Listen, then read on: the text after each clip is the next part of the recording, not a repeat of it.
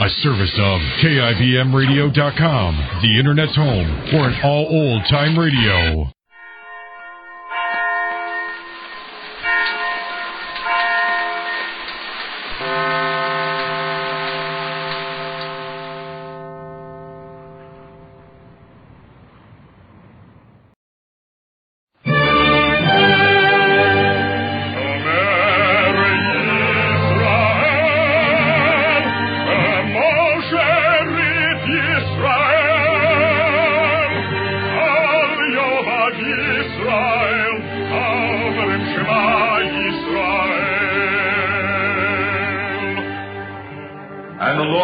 Unto Moses, saying, Command the children of Israel that they bring unto thee pure oil olive, beaten for the light, to cause the lamps to burn continually in the tabernacle of the congregation, and it shall be a statute forever in your generations.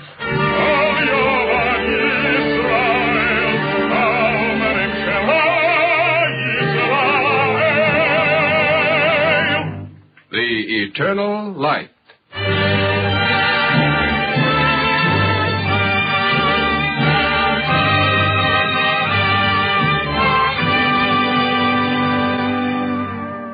The National Broadcasting Company and its affiliated independent stations make free time available to present The Eternal Light, a program which comes to you under the auspices of the Jewish Theological Seminary of America. Today's program, The Second Son, was written by Ernest Kenoy.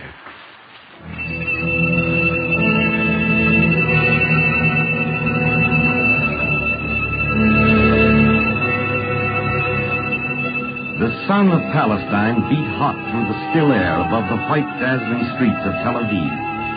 The pulse of day slowed as the sun climbed higher in the sky. The beat of the city grew more deliberate, lingering, as though gasping for the next breath. The traffic thinned. Pedestrians hugged the shadow at the building's edge and leaned forward, searching for the breeze promised by the deep waters of the Mediterranean.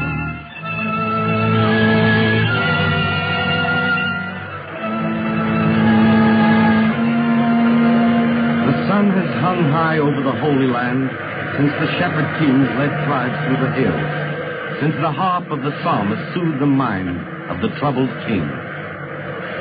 But then war came. Modern war, world war, 1939. The armies worked on through the midday heat. The planes roared off toward the desert battlefields of the West, and the long truck convoys snaked through the city's streets from the docks, filled high with rations, gasoline, cans, guns, men, and ammunition. I've got sixpence, jolly, jolly sixpence. I've got sixpence to last me all my life. Soldiers from all parts of the world, Britain, South Africa, India, and Palestinians rode the bouncing trucks, feet hanging over the tailgate, eyes on the balanced load of high explosives. Now pretty little girl to deceive me. Hey! What's on there? You chaps all right, Frank? Why don't you drive round them holes? I ain't got no industry. Load all right? You bounced off one crate. Hold on, I'll get it. Never mind, there ain't time. Oh, but it's live ammo. You can't leave it lying in the street. No time. We've got to catch a train. He's right. We're way behind. Leave it lay. The war ain't gonna wait. Hold on, then. No.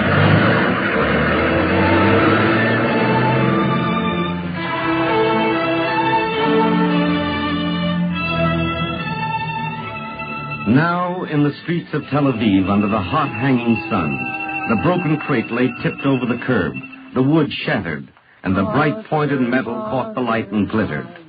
The way lay in the city streets, open, sharp, shining. Mother, mother, that silver light, shine above my pillow through the night. And now, along the silent streets, comes the little boy, kicking at a stone, counting the squares of the sidewalk, singing to himself as he walks. Mother, mother, I want the sun to light my pathway when night's done. Mother, mother, that burning light to lead me from the darkness of the night. And now he stops by the broken crate and jostles it with his foot. He bends down to look closer. The stencil letters are unclear, and the words are cut short by the broken board. 75 MM Mark 4, number 1878989. The boy pulls at the shining nose that peeps out of the shattered case.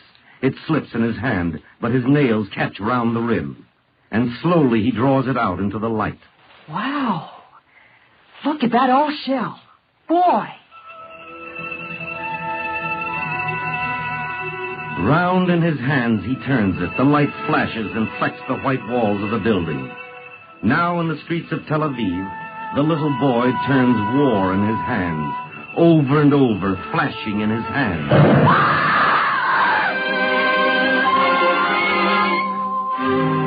The hands are all right. Skin grafts will take. Minor lacerations of the chest. Burns on arms and face. The eyes are gone. The boy will be blind.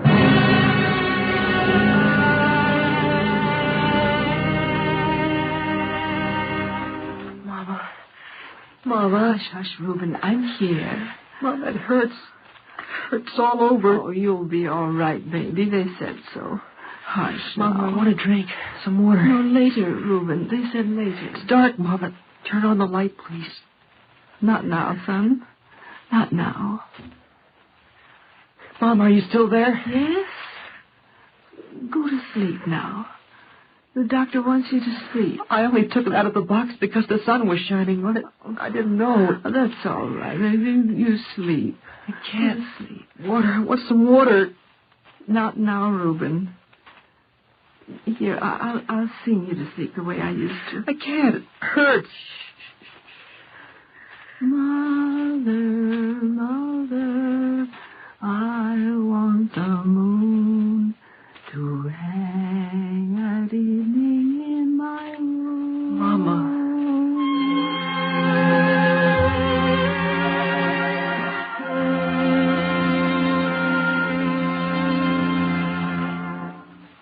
Doctor, Reuben's eyes.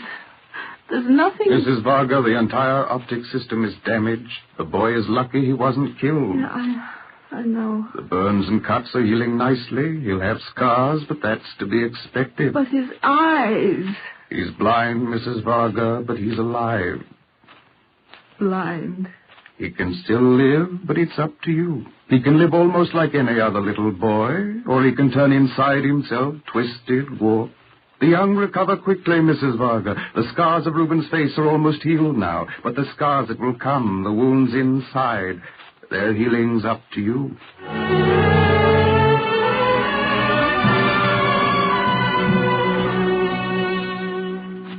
In the hospital, it isn't the big pain. The major operation, the flaming scars that leave the convalescent turning in his bed over and over, hot and yet chilled, tired and yet restless. But the long weeks stretch out.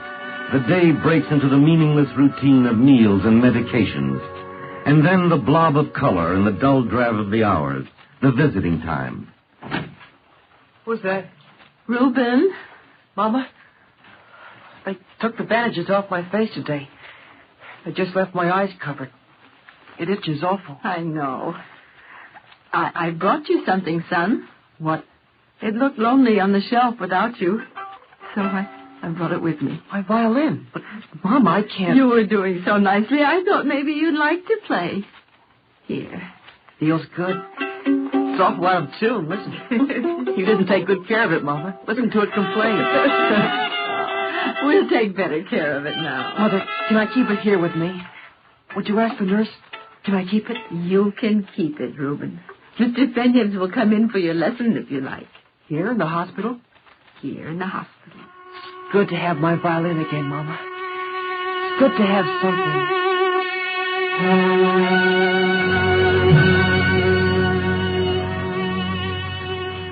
It is said the man who can whistle is never alone. The man who makes friends with a melody is always in good company.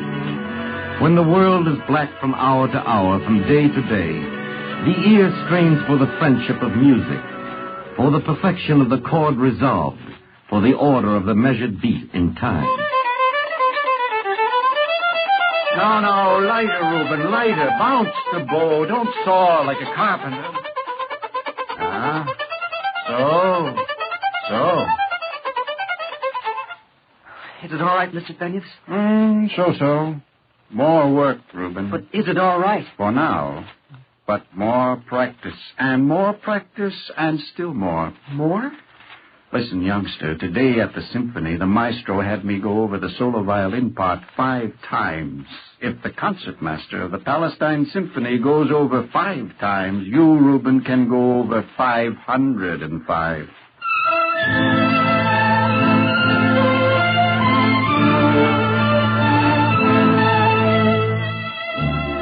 The ear has a fleeting memory, a will of the wisp, when the prompting of the eye is cut away. The lightning patterns of melody, the long irregularities, and ingenious innovation of the masters of music, these can be followed when they are plotted on the staff, present to the eye to be transmitted to the instrument. But when the eye is dark, the ear must serve for both. And this is long and tedious, a wall between the man and the melody. B flat, A flat, C, D trill, C, D, E flat. C, D, E flat. All right, Mama. Shall I read it again, Reuben? I think I got it this time. Are you sure? Listen.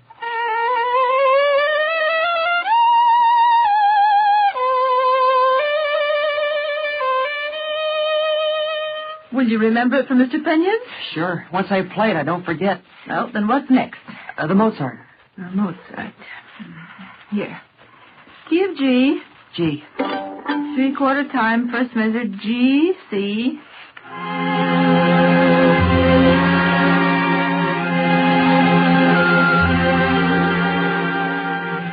Hope, it is said, is a matter of time. He who died yesterday would have lived tomorrow. He who limps today may run next year. The world is a vast grave for men whose fatal illness in generations past would scarcely trouble the doctor of today. The mysterious, bewitched, and writhing deaths of our ancestors become the minor ailments of our time. The deafness of Beethoven, the sightless eyes of Homer, the fits and foamings of great Caesar, the melancholia of Poe. When these are found today, we do not dig the grave before the patient dies or throw the life away. There was always something being discovered at that institute around the world, or written down across the pages of that journal. Or if it isn't yet, it will be. There is always hope of something new.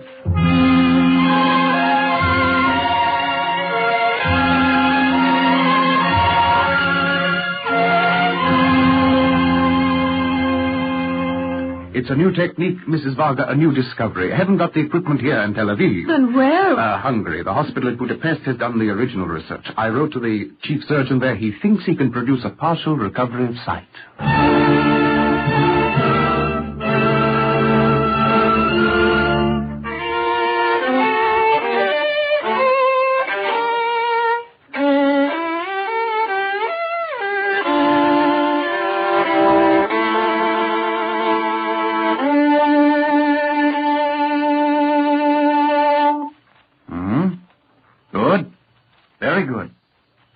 I know, more practice. Naturally.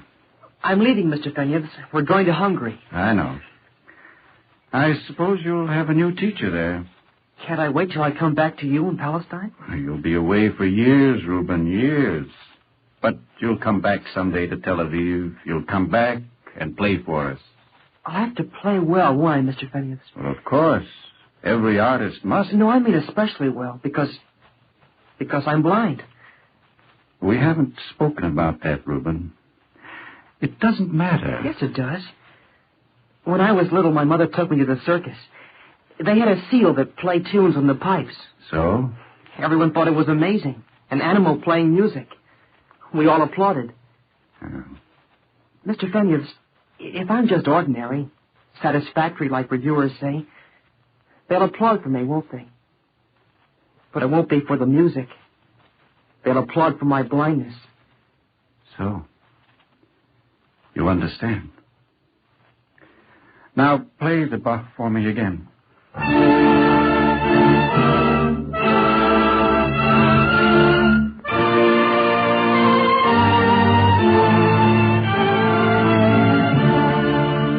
travel across the sea is high adventure for a boy.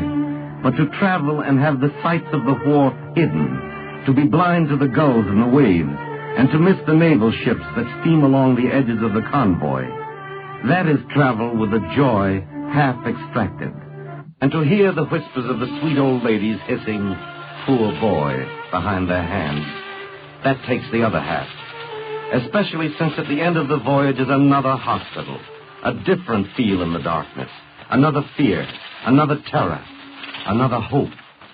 It's time now, Reuben. It's time for the operation. Mama, will I see? Well, you're old enough to know the truth, Reuben. If the operation is successful, you will see only a little. A very little. Oh. And if it fails, no difference. That's the truth, Reuben. I understand, Mama. I have to go now, darling. The nurse is waiting. Mama. Yes?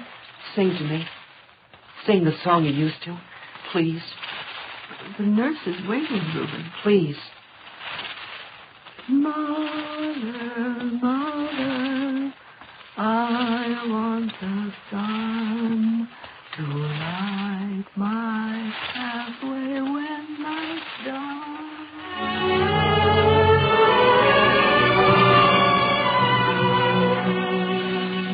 The surgeon's hands play a music of their own, adjusting to the rhythm of the body, building chords of muscle and nerve, mending the counterpoint of the arteries. And then, when the fierce, tense battle of the operation is done, the long weeks of tossing convalescence, the repeated torture of the change of dressing. Careful now. Hand me that bandage, scissors. Let me know if the tape pulls, young man. It's all right, I guess. That's the right side loose, now the left. There. Turn out the room light, will you, Mrs. Varga? Oh, yes, Doctor. All right now, Reuben. Off it comes. There. Well? Reuben? It hurts. That'll go away. Mama. I think I can see shadows. Outlines. Oh, Reuben. The light comes from over there, doesn't it? Is that the window? Mama, is the sun shining? That's all, Mrs. Varga. That's the limit now. Shadows, outlines, the shape of the sun.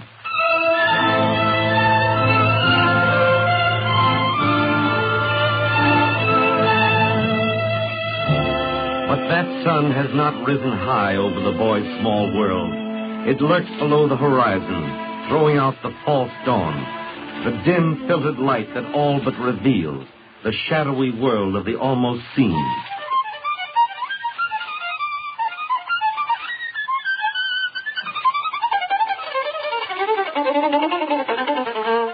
And now the boy plays for the great Zapareski, the master violinist who teaches. The virtuoso leans back, his hand running over the strings of his own violin, following the lightning melody.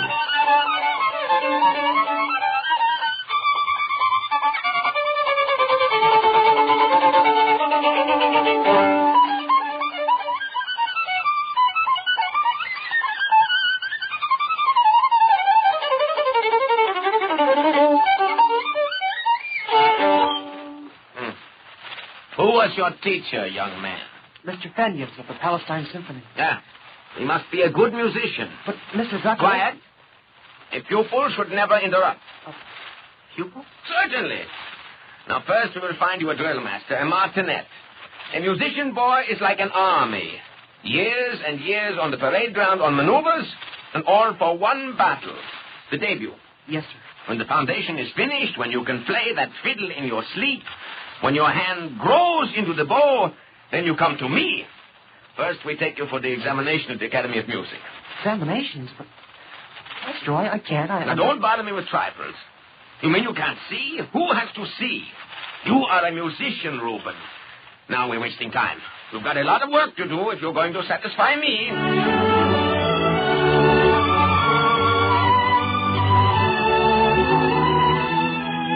The musician becomes an artist when he adds a color that isn't in the cold spread of notes in the score. When he adds his mind and his emotions to the bare skeleton of the music. But before the higher shadings can be added, before the nuances of interpretation can be produced, the fingers must be trained. The feel of muscle tone must be driven over the same track, over and over, till the fingers respond without thought, till the wrist obeys the heart without the middle step of conscious direction. Over and over. Over and over. The boy could tell the dark from light, but still the finely printed page of the text was barred to him. For music is not all sound. The musician must be scholar as well as artist. And when one pair of eyes is dim, two can learn the lesson.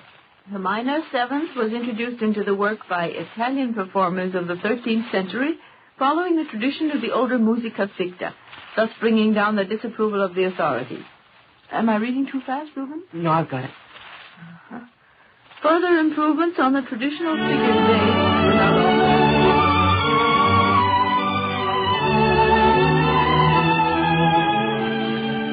So as the war ran round the world, destroying, torturing, blotting out the light of millions, the boy in darkness of his own worked and studied to bring the blaze of music back to his birthplace. Through another pair of eyes, he stored within himself the skills of the masters of the past. And when his hand was one with the bow, when the fingers flew over the strings, he learned from the living master, Zatoretsky. Something wrong, Maestro? The last few phrases.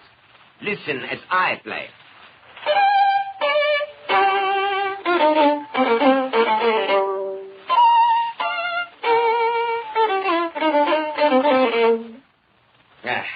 It's a different feeling. Even in bravura fireworks, Reuben, you must know it is a man playing.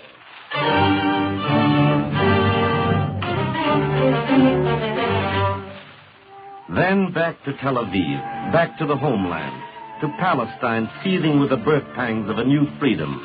A pioneer land with need of engineers, farmers, scientists, and to win the freedom, fighters. But while the soldiers fought the snipers through the streets, the folk of the city and of the country sang and kept the theater full and clamored for the music of the master. Reuben. Mr. Fennia. You look so big. When you went away, you could barely reach the scroll with your fingers with the fiddle tucked under your chin. It's good to be home. It's good to have the young ones back. So many years they were away to fight. I know. We need the youngsters back. They have to build the country. We can make the plan, but the bricks take beautiful hands. They do need builders, don't they? Fighters. Young men who can work, who can see to work. Reuben. Mr. Fenius, it didn't bother me till now, but what good can I be to the land? Can I work the soil of the desert back to grow crops? Can I lay pipe for the water lines? Can I do anything? Reuben, what have you got in your hands? My violin. Your violin. Boy, when the years are gone, the old ones will drink a glass of water, and maybe they'll remember the engineer who laid the pipe. They'll eat the oranges from the trees, and maybe they'll thank heaven for the young ones who washed the soil free of salt. But when they've heard great music, then they will remember the man who gave it to them. Then just remembering, they will thank him. So little. Maybe, Reuben, when you turn toward the window, you see the sun? Just the outline, the shape. But when you play, you bring another sun right down to men, a light that warms inside, that makes the spirit grow like the sun of the sky feeds the trees and the grass. Reuben, we see only the outline, the shape of that first sun, millions of miles away, but the second sun you bring down right to the earth where men can reach it. The second sun is yours.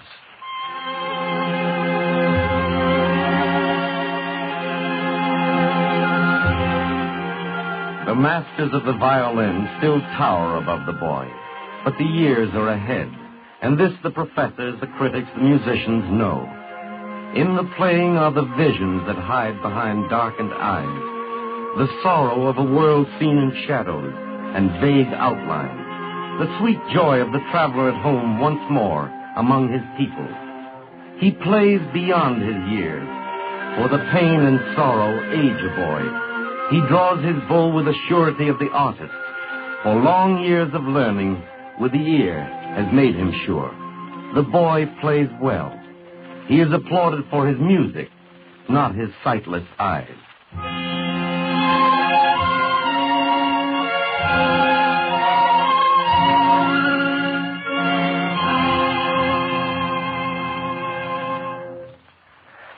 Thank you. I'd like to play a song for you.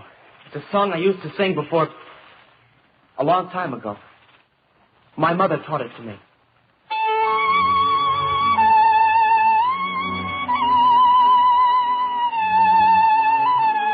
Mother, I want the sun to light my pathway when night's done. Mother, that burning light to lead me from the darkness of the night.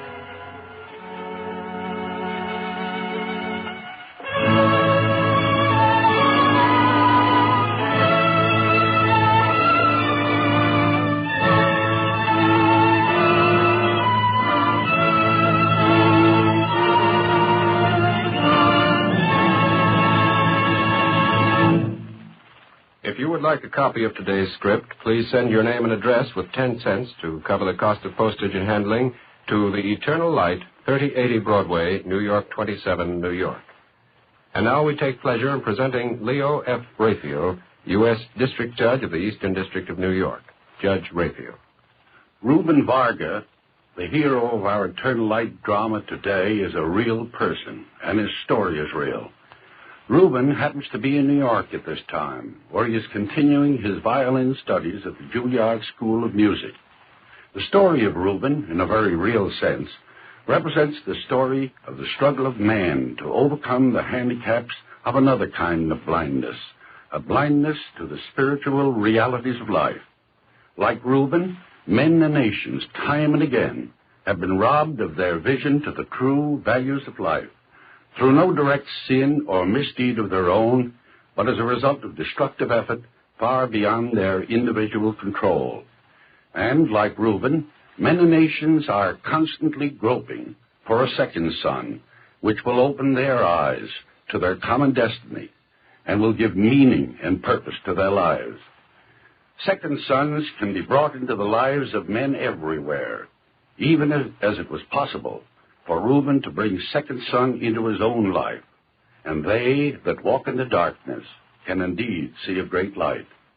Through the cultivation of those qualities within us, which bring us closer to the divine, we may yet be the instruments of bringing the majestic radiance of a new sun to heal the wounds of a suffering world. The rabbis of the Talmud speak of a class of people who, when offended, have the strength to refrain from returning offense, as comparable to the majestic glory of the rising sun. If we but will it, the second sun is indeed within the reach of all of us. Thank you, Judge Raphael.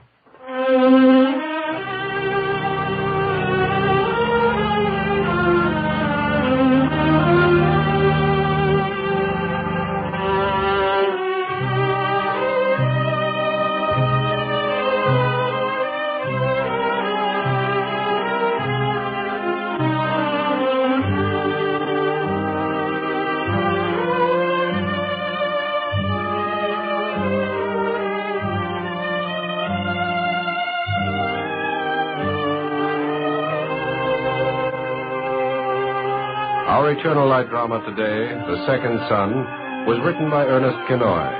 The music was composed by Morris Momorsky and conducted by Milton Katims. The violin soloist was Max Hollander. Cantor Robert Siegel sang the liturgical introduction. Featured as Reuben was Larry Robinson, and Martin Wolfson was the narrator.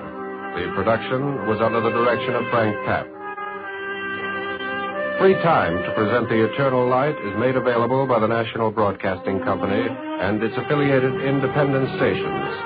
This weekly program is presented under the auspices of the Jewish Theological Seminary of America.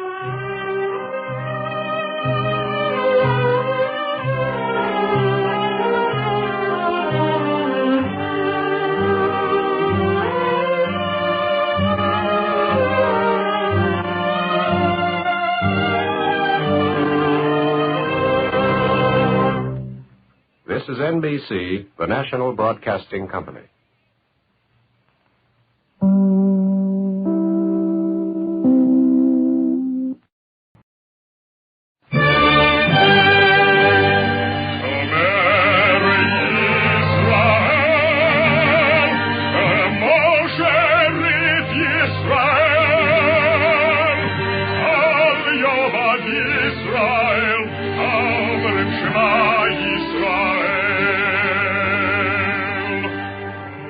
And the Lord spake unto Moses, saying, Command the children of Israel that they bring unto thee pure oil olive, beaten for the light, to cause the lamps to burn continually in the tabernacle of the congregation. And it shall be a statute forever in your generations.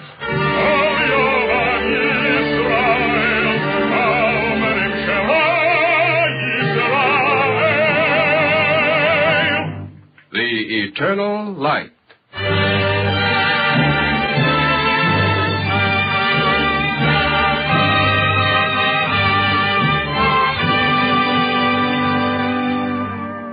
The National Broadcasting Company and its affiliated independent stations make free time available to present The Eternal Light, a program which comes to you under the auspices of the Jewish Theological Seminary of America.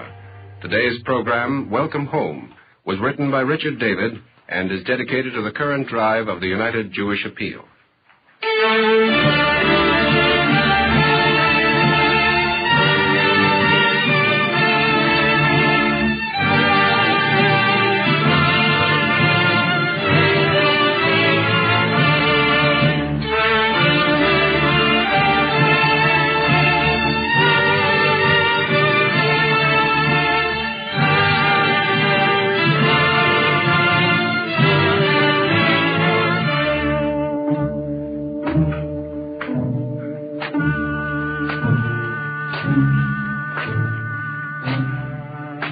I had been counting time to the rhythm of a century's march for 15 years. I had never walked a road, an open road, for 15 years. So this was nothing new.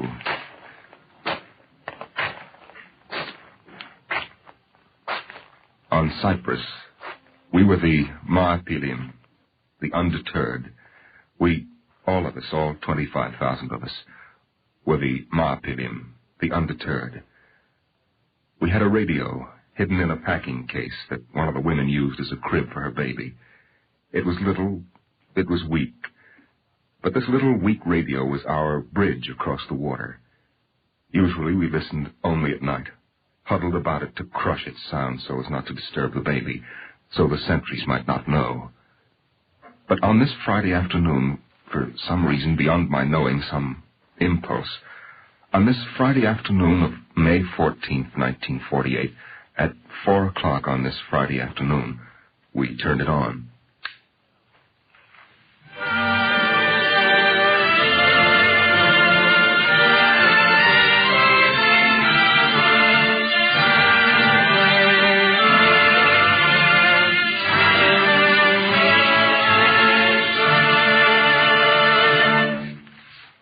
Hatikva.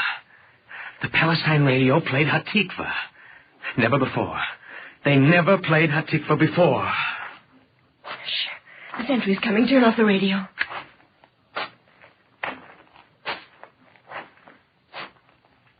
That was true. Never before had the Hatikva been broadcast over the official radio of the land whose redemption it promised. Not until now. 4 o'clock, May 14th, 1948. The century had passed. We turned on the radio again.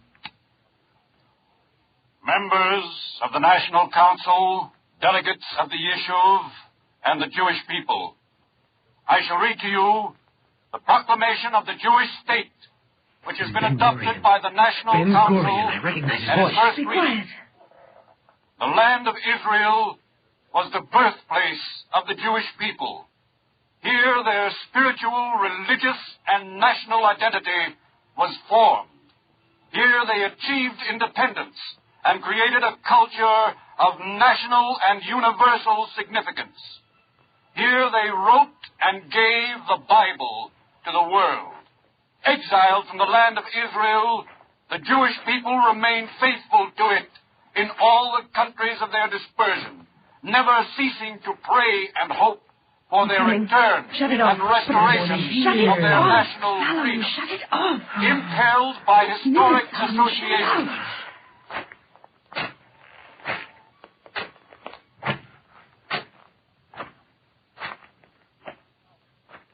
Now?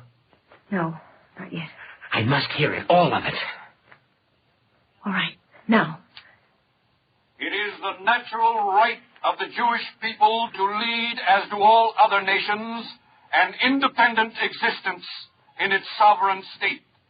Accordingly, we, the members of the National Council, representing the Jewish people in Palestine and the World Zionist Movement, are met together in solemn assembly today, the day of termination of the British mandate for Palestine. And by virtue of the natural and historic right of the Jewish people and of the resolution of the General Assembly of the United Nations, we hereby proclaim the establishment of the Jewish state in Palestine to be called Medinat Israel, the state of Israel. We hereby declare that...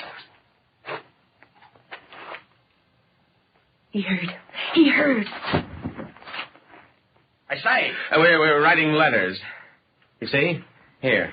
Letters. I just thought I'd let you people know that the water truck just pulled in. If you want your water ration, you'd better hop to it. Well, we have some left from yesterday. All right. I just thought I'd let you know. So long. Thank you. So long.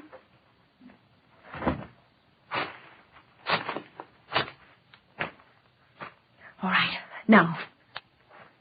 We extend our hand in peace and neighborliness to all the neighboring states and their peoples and invite them to cooperate with the independent Jewish nation for the common good of all. The state of Israel is prepared to make its contribution to the progress of the Middle East as a whole. Our call goes out to the Jewish people all over the world to rally to our side in the task of immigration and development, and to stand by us in the great struggle for the fulfillment of the dream of generations for the redemption of Israel. With trust in Almighty God, we set our hand to this declaration at this session of the Provisional State Council on the soil of the homeland. He's coming. In the city Let of him Tel come. Aviv. Let him hear, too. Sabbath Eve, Turn it up. The 5th of Let ER, everybody hear. 5708, the 14th day of May, 1948. Here now, what's going on here? Listen. Shehechianu, Bekiimanu, Begianu, Lazman Hazeh. What's that he said? He said, "Blessed art thou, O Lord our God, King of the universe, that thou hast maintained and preserved us to witness this day."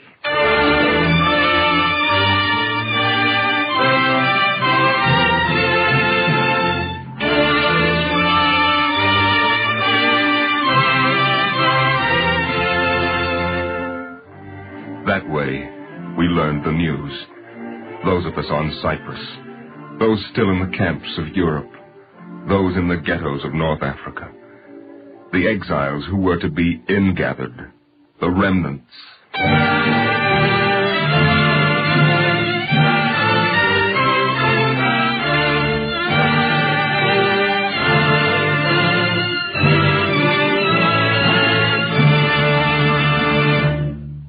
But on Cyprus we waited.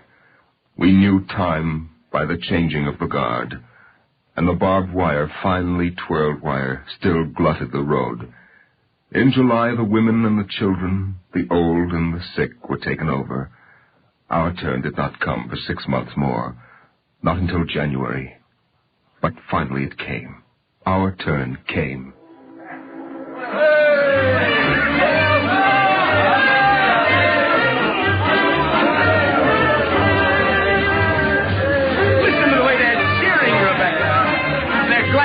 come. They want us here. It looks so beautiful. Everything is so beautiful. Sullivan! Nathan, isn't it wonderful? Marvelous. I wanted to be sure to see you before we left the ship. I may not see you on shore. Someone meeting you? Yes, a cousin. I had a letter just last week. I'm going to stay with him. Oh, that's fine. And his Yakov at Boyce. Are you going with Nathan? No, I'm going to a kibbutz. It's all arranged. And you, Moshe, where are you going? I'm going to a hospital, I think. The doctor on the ship said I needed a rest. For my chest, you know. How long? Who knows? Until I'm better. Where are you and Rebecca going, Solomon? We don't know for sure. I'm not much good at being a farmer. I want to open a store. Maybe a dry goods store. Where? Well, they said that it's all right to open a store if you're an invalid. So, seeing as I've only got one good leg, so I'll open a store. I don't know where. Some new place, I suppose. The man told me it works like this. If a new community has 100 families, then it can have a fruit and vegetable store. 200 families, a meat and fish shop. 300 families, a dry goods store. And 500 families, a barber shop. I'm glad I'm not a barber. All right, you folks can start coming down the gangplank, but watch your step. Be careful. Here we go, Rebecca. Hold my hand. Goodbye. Goodbye. Good luck, Yaakov. We'll see you soon. Soon. Take care of yourself, Moshe. You be sure and get better fast. I will, Rebecca, I will. Come, Moshe, I'll help you with your bundle. Oh, thank you, Yaakov. But I can manage. I'm in Israel.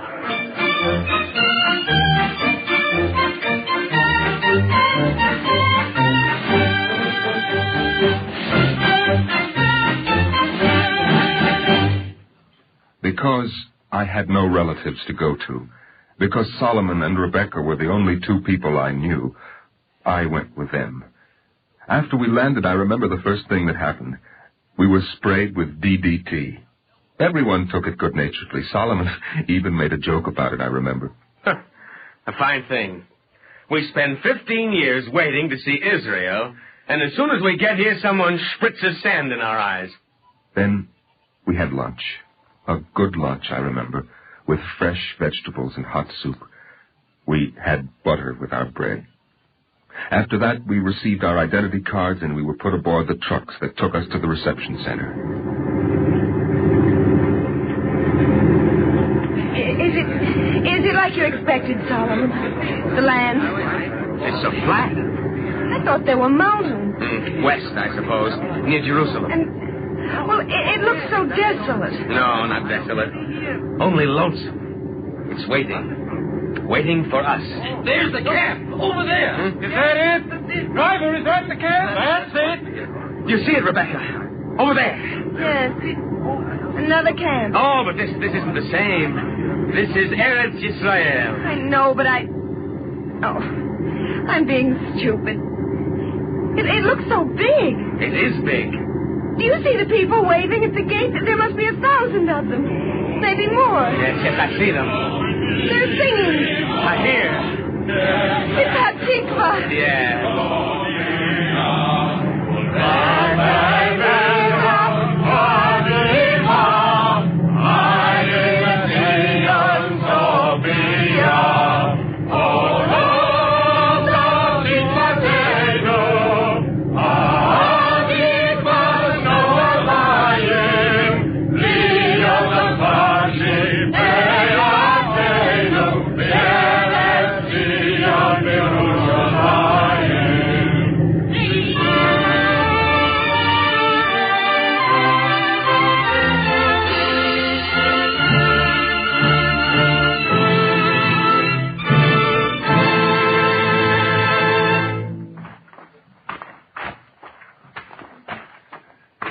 Number 45. It must be the next one.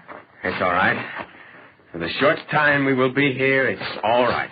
Of course it'll be fine. Perfect. That's it. 45. Yes. Well, let's go in.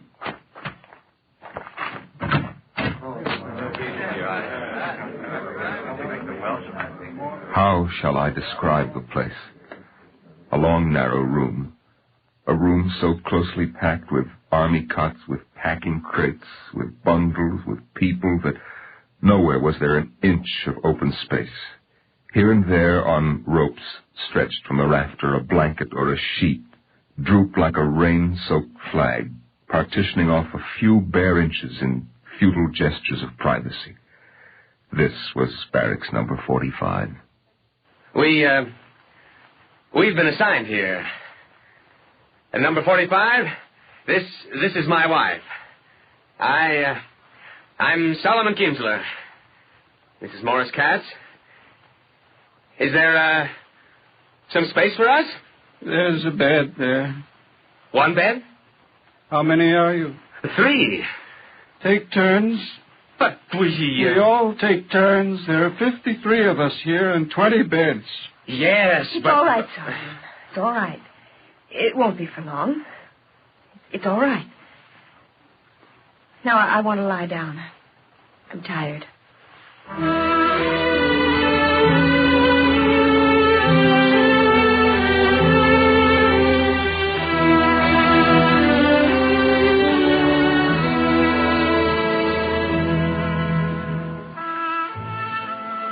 We met our brothers in that hut.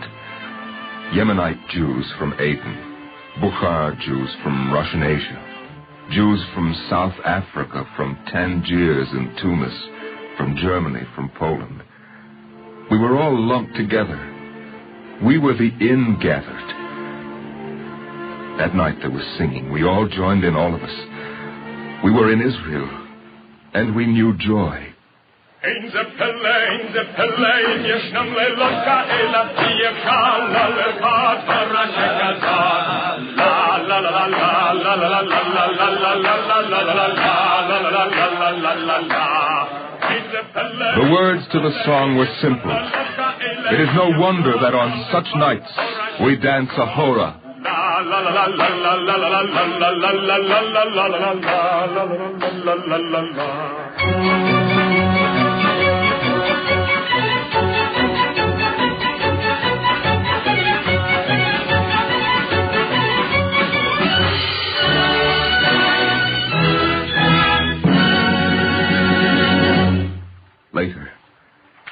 Later, when the singers and the dancers had sung and danced their full, we sat around, breathing the air, filling our lungs full of the sweet air of Israel.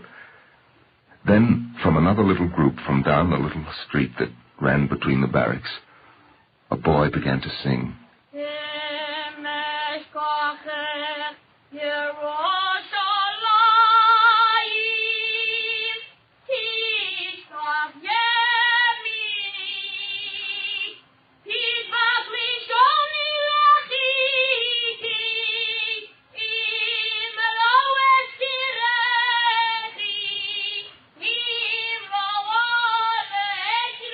If I forget thee, O Jerusalem, let my right hand forget her cunning.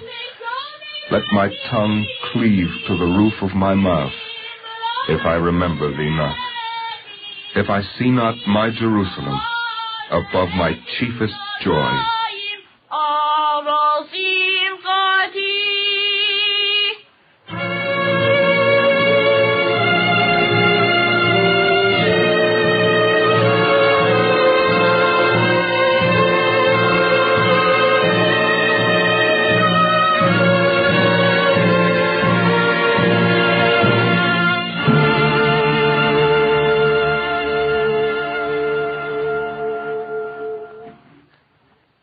Every night, that first week at the camp, we sang and danced. The second week, only some of us sang. The third week, there was no singing. None of us felt like singing. The fourth week, Solomon went with me to the office of the camp director. How do you expect people to stand it? It was bad in Europe. The DP camps were bad. We expected they would be bad. On Cyprus, that was bad, too. But here in Israel, we didn't expect anything like this in Israel. How long do you think we can stand it? 4 weeks now. 4 weeks we've been living in that overpopulated pigsty. You're in 45. 45. I've just assigned 5 more people to 45. 5 more? You can't. It's impossible. Well, what would you have me do with them? Spread blankets in the open? There's no room, I tell you. Not an inch, nowhere. They'll find a space. Is this the way to treat people? People who have suffered as we have suffered to reach Israel? Is this how you're treated, like cattle? When did you get here, Mr. Kimball? In January. Let me see. In January, 23,522 immigrants came to Israel. That was more. In that 1 month, that was more than came to Israel in the entire year of 1947. That was more than the number that came in the years 40, 41, 42, 43 together. 23,522 in January. February will be higher. 24,000 maybe. Maybe 25,000. It's figured that 100,000 people will come to Israel this year, and we're fighting a war. I know that. But it's an impossible situation. Would you ever shut our gates to new immigrants? Should Israel do that? God forbid. Oh, may. So the gates stay open. So from all over the exiles come in. This little inch of land, suddenly it becomes choked with homesick people like you. Good, fine people, but impatient. After all the years of waiting, do you blame us? No. But what am I to do? I sit at this desk. I see the flood roll in. I know how miserable it is here, but what can I do about it? Our brothers throughout the world are helping. The United Jewish Appeal in America is doing more this year than ever before. So what's the answer? I can get up and get out. Let someone else worry about the complaints, or I can stay here. Try to make things a little better for everyone. Try to counsel patience.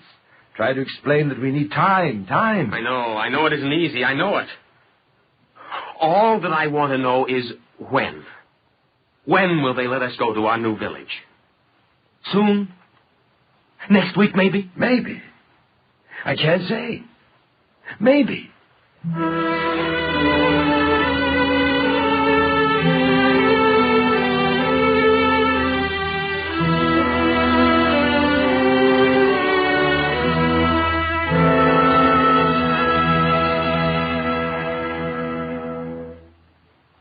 Solomon remained patient for another week. That was the 5th week. The 6th week, he sulked. The 7th week, he would talk to no one, not even Rebecca to Noah. The 8th week, the trucks pulled up to our barracks.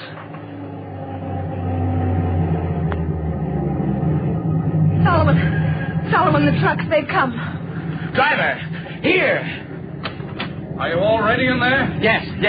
We're ready. What's your name, please? Kinsler. Solomon Kinsler.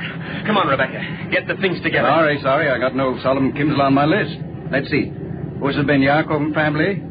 Elior, even no Dayton family? The Yemenites. Only the Yemenites? I suppose so. They can go, but not us. Why should they be first? Tell me why. I don't know a thing about it. I just go by the list. Lists, lines, barracks, walls. How much do you think we can stand? Do you think we're rocks that they can set down on a spot and forget? That they can throw in some gully and forget? Well, they won't forget me. Not me. Morris, come with me. This is the end. No more. We can take no more.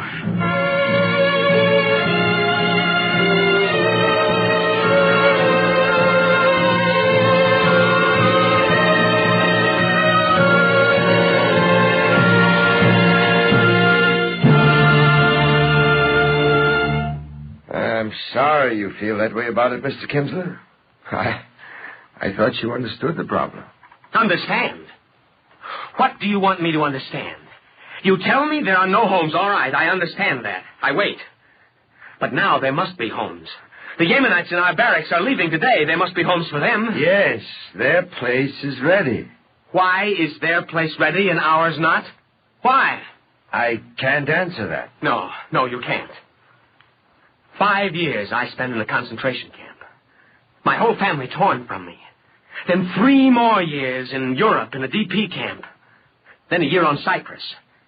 9 years without a home. Now, in Israel, there are homes, and who gets them? People who haven't seen a concentration camp, nomads. People to whom a tent here is no different than a tent there. Why aren't the homes given to those who have suffered the most? My friend, what you have suffered for 15 years, the Yemenites have suffered for 50. But that's beside the point. When living quarters are available, they are assigned on the basis of first in, first out. They were here when you arrived. I'm not going to argue with you. Now listen. If we don't get our homes within the next 24 hours, I'm going to... I'm sorry, sir. What is it? I just wanted to tell you that the trucks from Haifa are arriving. Thank you. Well, Mr. Kimsler, another 2,000 immigrants are coming into the camp. 2,000? Yes, the last of the Cyprus detainees. From Cyprus? These are coming from Cyprus? Yes. The Galilee docked this morning at Haifa with the last contingent. Now, if you'll excuse me... Who's out there to meet them? I don't know. I suppose some of the people... Why didn't you tell us last night they were coming today? We would have had a real welcome ready. Banners, signs. I'm sorry, Well, you'll be late. Hurry up. All right, Mr. Kimsler, don't push me. I'm hurrying. I'm hurrying as fast as I can.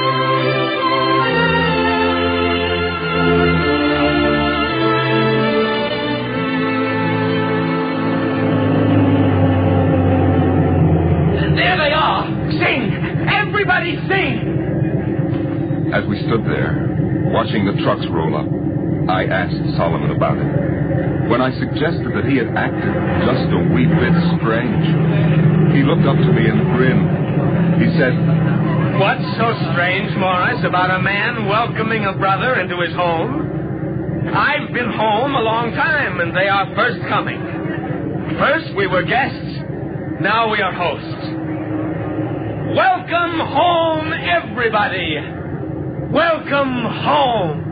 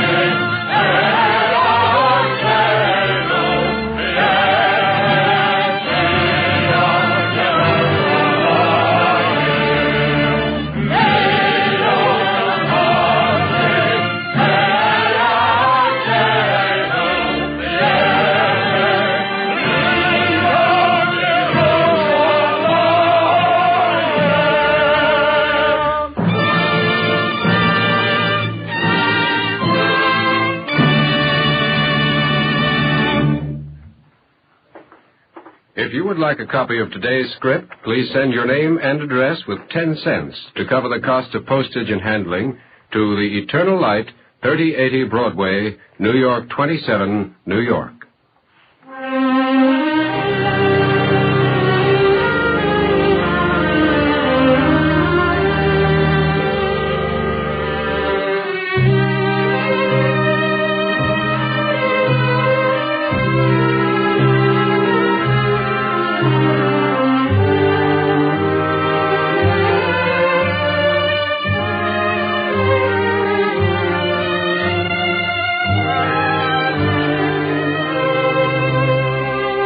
Eternal Light drama today, Welcome Home, was written by Richard David and was dedicated to the current drive of the United Jewish Appeal. The music was arranged by Morris Momorsky and conducted by Milton Cadence. Featured as Solomon was Leon Janney, and Norman Rose was the narrator. Cantor Robert Siegel was the soloist. The production was under the direction of Frank Papp. Free time to present the Eternal Light is made available by the National Broadcasting Company and its affiliated independent stations. This weekly program is presented under the auspices of the Jewish Theological Seminary of America.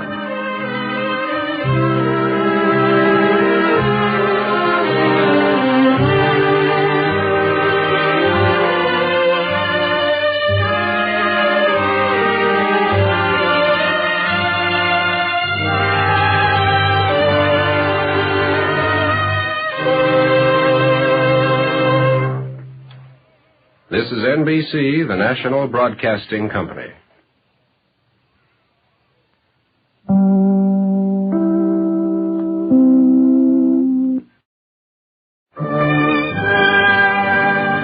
Mary Israel,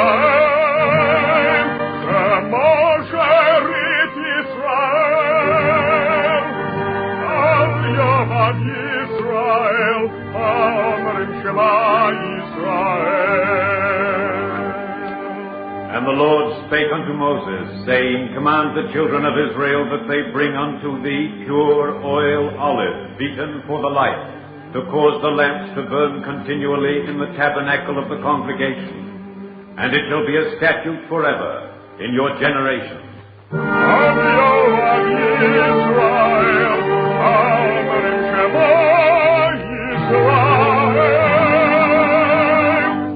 The Eternal Light.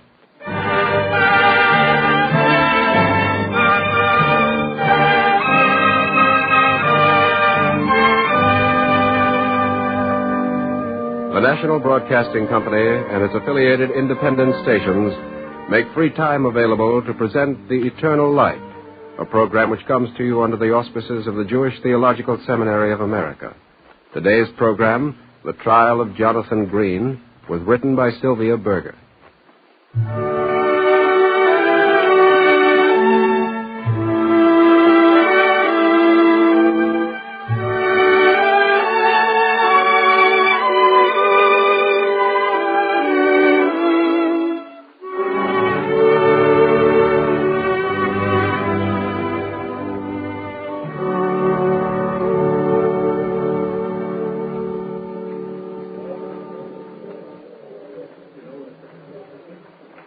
This is Ed Stiles, speaking to you from the courtroom on High and Main Streets here in the town of Four Oaks. In a few minutes, the trial of Jonathan Green, charged with indifference to humanity, will resume. The courtroom is jammed with spectators, many of whom brought their lunch so that they wouldn't have to relinquish their seats during the noonday recess. As you know, of course, the trial of Jonathan Green, prominent citizen of Four Oaks, is being conducted under Statute 14 of the Four Oaks Code of Law. No one shall conduct himself in such a way so as willfully and consistently to damage the happiness or interfere with the beneficial development of any human being. The charge against Jonathan Green is, of course, especially serious, since he's Director of Education here at Four Oaks, and should he be found guilty, he will most probably be voted out of that post. And here comes the prosecuting attorney. Abner Holloway, the familiar battered briefcase in which he generally keeps his material under his arm, has just come in. He's taking his place at the table. He looks grave, but confident. In an interview earlier this morning, you'll remember, Mr. Holloway was optimistic as to the outcome of the trial. That is to say, the jury's verdict of guilty. Here it comes. And here comes the defendant. Yes, here comes Jonathan Green. He's accompanied by his lawyer, by Joseph Adams, the attorney for his defense. They're taking their places. Jonathan Green doesn't look the least bit worried. He's just turned to whisper something in his lawyer's ear, and he's smiling. Oyez, oyez, oyez. The Court of Human Affairs of the town of Four Oaks is now in session. The court is now in session. Judge Louis D. Manor has taken his place on the bench. The trial's about to resume. Adelaide Berry. Oh, Adelaide Berry. The prosecution is calling to the stand Mrs. Adelaide Berry, the defendant's former housekeeper. Mrs. Berry, I should judge her to be in her 60s, or early 60s, is taking her place on the witness stand. She looks a little timid, a little nervous.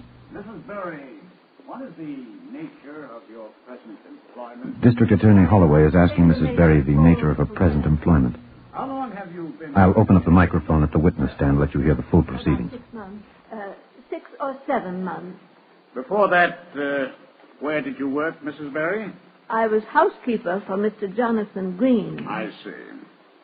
And how long did you work for Mr. Green? For 18 years. 18 years. Now, Mrs. Berry, I imagine since you worked for Mr. Green for 18 years, it would seem that Mr. Green is a rather considerate employer. Would it not? Objection.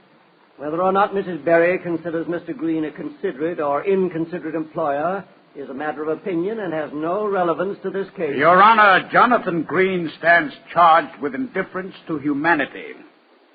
Surely this woman who worked for him for 18 years is humanity. And surely her happiness is more than a matter of opinion. A human being's happiness or unhappiness is a fact. The witness may answer the question. Mrs. Berry, was Mr. Green a considerate employer? Oh, yes, sir. He was a very careful employer, sir. By that you mean that you always received your proper holidays, I presume? He, granted you the proper days off? Oh, yes, sir. Mr. Green was always careful about that. Then will you tell the court, Mrs. Berry, why, after 18 years with an admittedly careful employer, you left your position to take what at your age must certainly be a more burdensome sort of work, a chambermaid in a hotel? Well, I don't feel as if I have the right... You are in the court of humanity, Mrs. Berry. You have the right to say anything you wish. Well, it's the way he made people feel. Unfortunate, sir. In what way, Mrs. Berry? I don't know. The way he had of treating certain kinds of people as, well, as if their arms were in backwards. But what I mean is, like he'd have a different way of treating me and a different way of acting toward the cleaners. Things like that. As if one of us was a mink and the other a squirrel and somebody else a fox. Like people were different kinds of animals, and you had to treat them according to their different furs. It's as if we all lived in a jungle. Mrs. Berry, you know that our society believes in the fundamental concept of democracy. Yes, I do. The fundamental concept of democracy is a belief in the inherent worth of the individual, and the dignity and the value of human life. Mrs. Berry, would you say that Mr. Green respects the dignity of human life? No, sir. Would you say that he practices the principle of democracy? No, sir, I wouldn't. Your witness. The defense lawyer, Joseph Adams, is coming to the stand. Should he be unable to shake the testimony of undemocratic behavior, which the prosecution has just established, Jonathan Green's stature as a thinker and educator here in Four Oaks will, of course, suffer considerably. And so, of course, will his case here in court. You say you worked for Jonathan Green for 18 years. Yes, sir, I did. You say that such was the disrespect of Mr. Green for people that he made them feel like animals. He made me feel foolish all the time, like a foolish sheep. If that is the way you felt in his presence, Mrs. Berry, why did you wait 18 years before you resigned? When I was young, sir, I believed that everything would be all right if I just showed Mr. Green that he was wrong about me. I wanted to prove that I was different from the others. But now I'm old. Now I know that it would be wasting the little time I have left to me to bother with such wicked nonsense. Thank you, Mrs. Berry. Mr. Adams is dismissing the witness. Henry Charles. And now the prosecution is calling to the stand Henry Charles, young student at Four Oaks College, on whose board of directors Jonathan Green is chairman. How old are you, Henry? 19. You are a student at Four Oaks College? Yes, sir. What do you think of Four Oaks College, Henry? Oh, it's tops. You like the course you're taking? Oh, yes. You think the professors up there are pretty much in possession of the facts, do you? I object. The prosecution is trying to discredit the reputation of the college. Your Honor, all I am trying to do is establish the degree of influence of the college on this student. Overruled. Henry, do you think that what you are taught at college is pretty much the way things are? Oh, yes, sir, I do. Have you ever been to Mexico, Henry? No, sir. What is the first thing you think of when anyone says Mexico? Chili con carne. Anything else? The Alamo. When was the Alamo? Well, I don't quite remember. About 1900, 1910. What do you think of when I say the Alamo, Henry? I get mad. At anyone in particular? I get mad at the Mexicans. The Alamo was 1836, Henry. 113 years ago. Since then, our relations with Mexico have been cordial.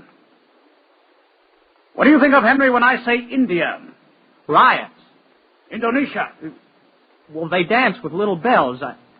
No, that's Siam. Well, we haven't studied much about it. Objection. This line of question is entirely irrelevant to the case. Your Honor, we have just seen that the educational director of Four Oaks and the board chairman of Four Oaks College conducts himself in a manner so undemocratic that, in the words of the previous witness, he makes people feel as if they were living in a jungle.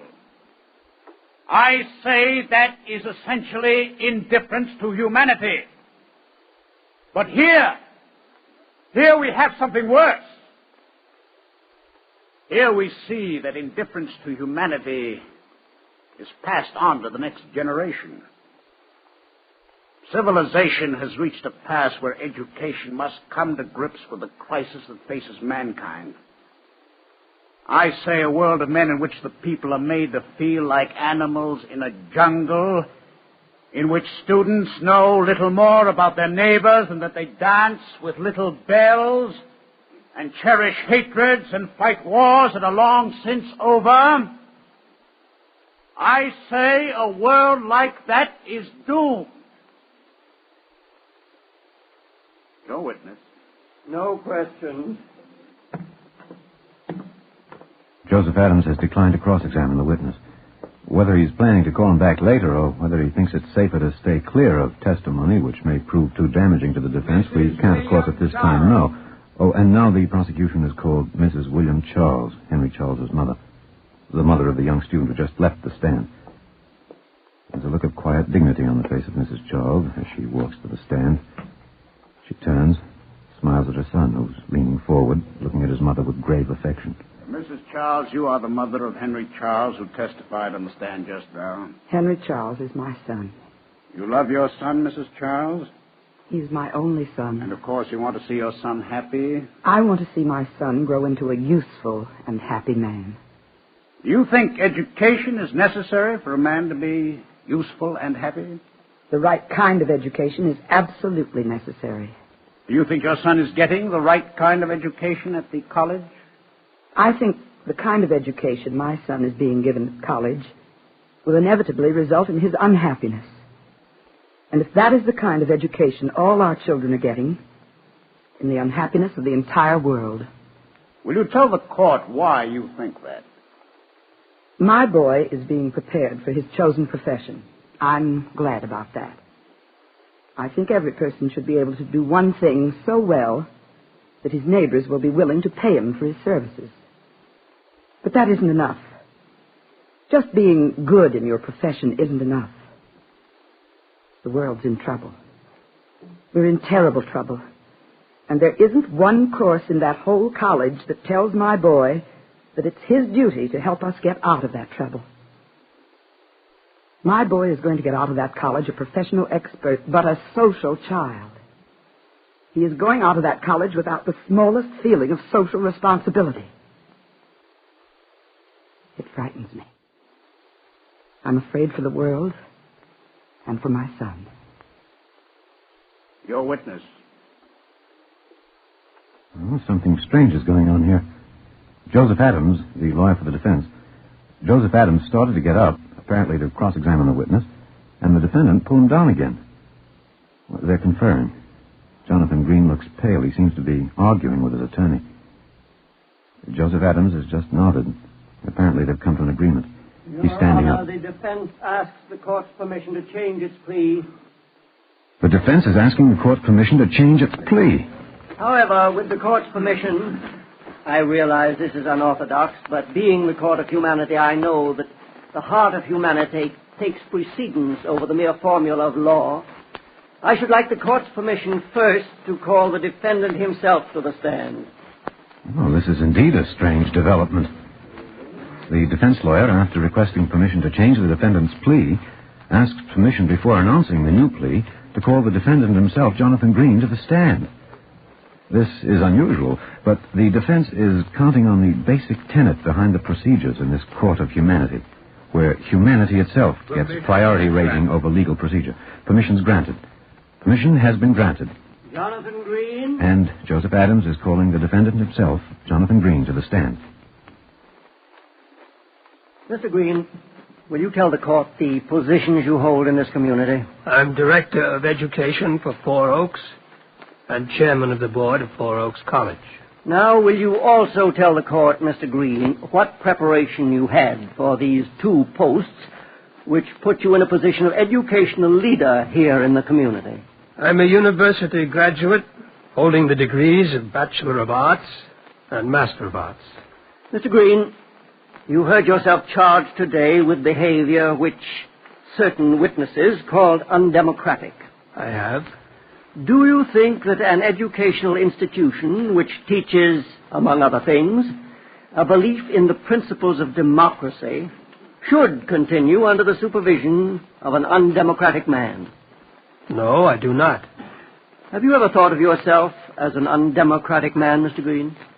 No, sir, I never have. Do you think it possible for a man to be undemocratic and not know he is undemocratic? I never thought so. I was educated toward a belief in democracy, and as far as I know, I always believed it. Do you think it possible that you were never really educated toward democracy? I've never thought that. When you were at college, Mr. Green, do you remember whether you belonged to any fraternal organization? I was a member of a college fraternity. Yes. Do you remember how many students belonged to that fraternity? No, I don't. Do you remember whether any student could receive an invitation to belong? No. You mean no, you don't remember, or no, any student could not belong? I mean no. Not every student could become a member of the fraternity. What basis was used for eligibility? By that I mean, was it individual character, personal accomplishments, or was it rather more accidental, like, we'll say, the spelling of a name? The spelling of a name. Mr. Green, have you ever seen this book before? May I? Surely. Yes, I have. Just to make sure, Mr. Green, let me read the title to you. Higher Education for American Democracy, a report of the President's Commission on Higher Education. And if you'd like to refresh your memory about the names on the commission, allow me to read them. This testimony is taking a strange turn indeed. The defense seems to be examining his client almost as if he were the prosecution. Milton S. Eisenhower, George F. Stoddard, Sarah G. Blanding. He's now reading the names of the members of the President's Commission on Higher Education. As you know, on the 13th of July, 1946, President Truman appointed 30 outstanding civic and educational leaders to form a commission which would study the functions of higher education in the United States and the ways in which they could best be performed. Arthur H. Compton, celebrated physicist; Milton S. Eisenhower, president of Kansas State College; Bishop G. Bromley Oxnam, Bishop Methodist Church; George D. Stoddard, Rabbi Stephen S. Wise, the late prominent Jewish religious leader, and so on to the count of 30. A.B. Bonds, Jr., Assistant Executive Secretary, and George F. Zook, Chairman. Now, Mr. Green, I should like first to say for the record here that I absolutely and sincerely believe in your respect for the democratic principle. Thank you. Mr. Green, is the same fraternity to which you belonged as a student now on the campus of Four Oaks College? Yes, I believe it is. Does the same rule of eligibility for membership prevail as did in your day? I'm afraid I'm not sure. My administrative duties as chairman of the college board are more on the executive side. Fund gathering, conferences with leaders of the community, that sort of thing. Mr. Green, I quote here from the President's report on higher education. Quote, the President's Commission recommends a careful review of administrative policies in institutions of higher education. Young people cannot be expected to develop a firm allegiance to the democratic faith they are taught in the classroom if their campus life is carried on in an authoritarian atmosphere. Democracy must be lived to be understood. End quote. Mr. Green, what courses of study do you make available to the students at your college? All courses leading toward the Bachelor of Arts, the Master of Arts, and the Bachelor of Sciences. You teach all the arts, literature, music, painting? Yes, we do. You teach the sciences, physics, biology? Yes, we do. You have courses in technology, drafting, calculus? Yes. Mr. Green, does your college have any courses in social technology? Mr. Green, You heard the charge leveled against your college that it was neglecting the social education of its students. Education towards social cooperation and social responsibility. Do you have any courses at your college which teach these matters as such? No, not as such. We don't have courses in social technology as such. But our students are taught government, sociology, history, all of which deals with affairs of society in one way or another. In one way or another. But there are no courses at your college in which students are taught to apply the inventiveness and the scientific skill which they're expected to bring to their jobs to the curing of medical and physical ills. No courses exist where they're taught to develop and apply the special skills which would cure humanity of its social ills. I know of no such courses anywhere. Here, Mr. Green, you have stated your case.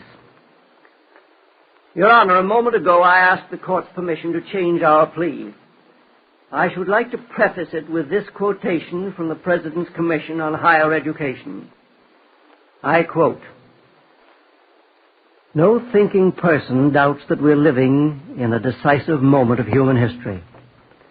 Atomic scientists are doing their utmost to make us realize the fearful power for destruction possessed by the weapons their knowledge and skill have fashioned. But disaster is not inevitable. Man can choose which he will have. The possibility of this choice is the supreme fact of our day, and it must influence the ordering of our educational priorities. Nothing less than a complete reorientation of our thinking will suffice if mankind is to survive. We have worked wonders by the application of technology to the problems of our physical environment, but we have scarcely touched the fringes of its possibilities in the realm of human relations. Our civilization depends on the direction education takes." End of quote. Your Honor, because his college has shared with the colleges and universities of this entire nation in the tragic neglect of the study of humanity, my client has asked me to change his plea to guilty.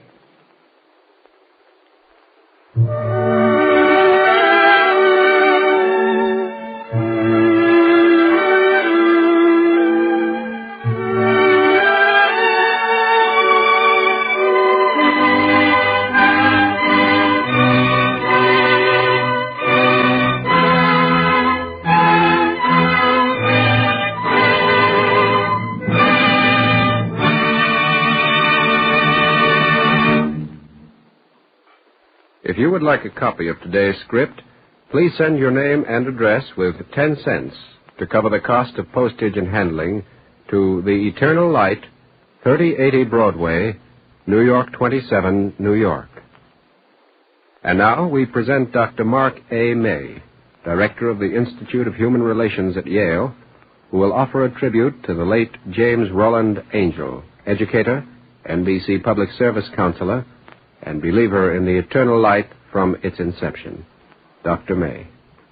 I am honored to pay tribute at this time to James Roland Angel, who in large measure was responsible for the planning and development of the Eternal Light program. In so doing, I feel that I am speaking for a great many people who were privileged to know him, to enjoy his brilliant wit, to feel the warmth of his genial friendship, and to profit by his profound wisdom. Mr. Angel is best known and will long be remembered as the first president of Yale who was not a Yale man, as the builder of a new Yale, a powerful influence in the development of the educational and inspirational possibilities of radio, and a prominent leader in education throughout the world. I shall speak briefly of three aspects of his rich and abundant life that are not so well known. Early in life, he achieved national prominence as a scientist. He was one of the great pioneers in the development of modern psychology. He wrote 3 widely used textbooks, numerous scientific articles, and trained many of the leading American psychologists. He was a member and sometimes president of the important scientific societies in the United States and in other countries. Mr. Angell was also a great humanitarian. Believing that science should contribute more effectively to the solution of problems of human welfare, he organized at Yale the Institute of Human Relations, which he regarded as one of the outstanding achievements of his administration. He served on the boards of many welfare agencies and societies that are devoted to the relief of suffering, promotion of human happiness, and international goodwill. Mr. Angell was a deeply religious man. Those who knew him best were impressed by the natural simplicity and sincerity of his religion. Seldom did he miss a Sunday service at the University Chapel, even to the end of his life. Quiet but effective was his support of the religious organizations and activities of the university, of the summer community in which he lived, and of the use of radio as a medium of spiritual devotion. No greater tribute has been paid to him than that found in the closing words of the prayer of the chaplain of the university at his funeral. May we who knew him and served with him and loved him live ever more constantly in the fellowship of his Spirit and carry out in the common walks of life so much of his purpose as we can. Thus in our lives may he still live on to our own comfort and the welfare of thy kingdom. Thank you, Dr. May.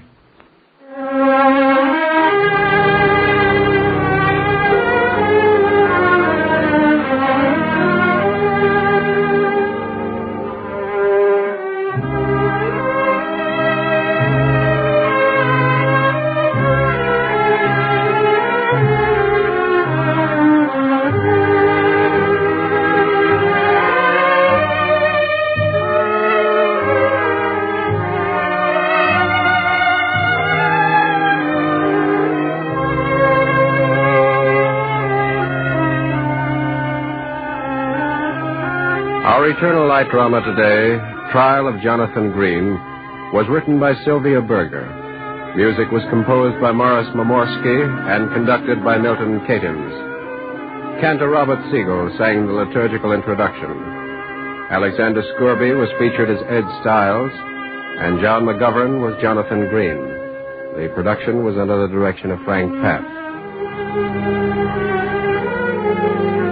Free time to present the Eternal Light is made available by the National Broadcasting Company and its affiliated independent stations. This weekly program is presented under the auspices of the Jewish Theological Seminary of America.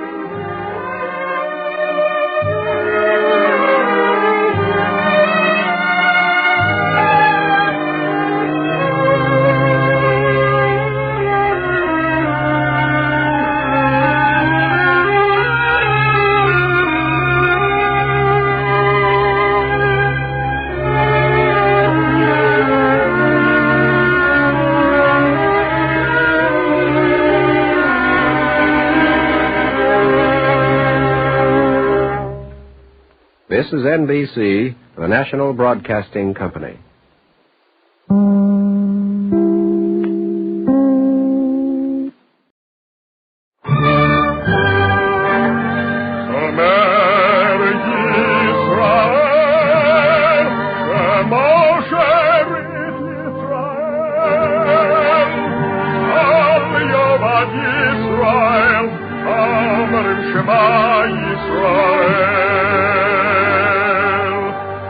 And the Lord spake unto Moses, saying, Command the children of Israel that they bring unto thee pure oil olive, beaten for the light, to cause the lamps to burn continually in the tabernacle of the congregation. And it shall be a statute forever in your generations.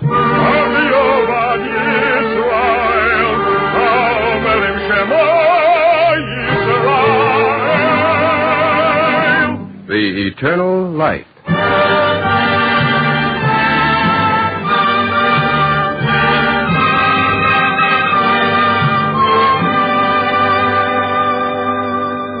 The National Broadcasting Company and its affiliated independent stations make free time available to present The Eternal Light, a program which comes to you under the auspices of the Jewish Theological Seminary of America.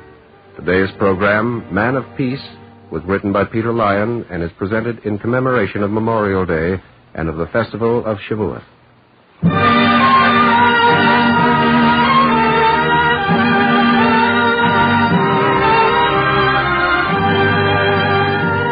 And David comforted Bathsheba his wife, and she bare a son. And he called his name Solomon, and the Lord loved him.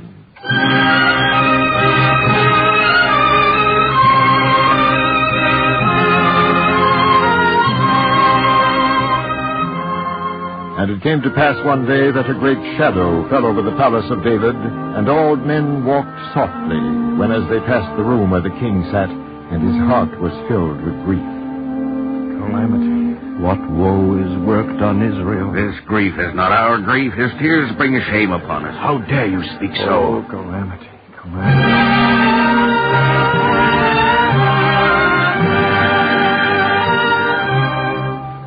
And the son of David the king, who is called Solomon, wondered on what he heard, and so at length went to seek out his mother. Solomon, it's you. Come in. Come in and pull the curtain to behind you. Secrecy? You too? What is it? Filled the house with worried whispers. Everybody slipping by on tiptoe. What a day. Bad tidings from the woods of Ephraim? The battle's gone against the king? Suppose I tell you that the victory is won, and yet the news is worse than if the king had lost. What then? The king is safe. I saw him only now as I was passing by his council room. King David's safe, but not his son, your half-brother. Absalom? Killed. Oh, Absalom. Fulfill the hearts of all in Israel. What waste. And so your father, though his son was risen against him, now is bowed with grief. His grief is mine. Then you're a fool.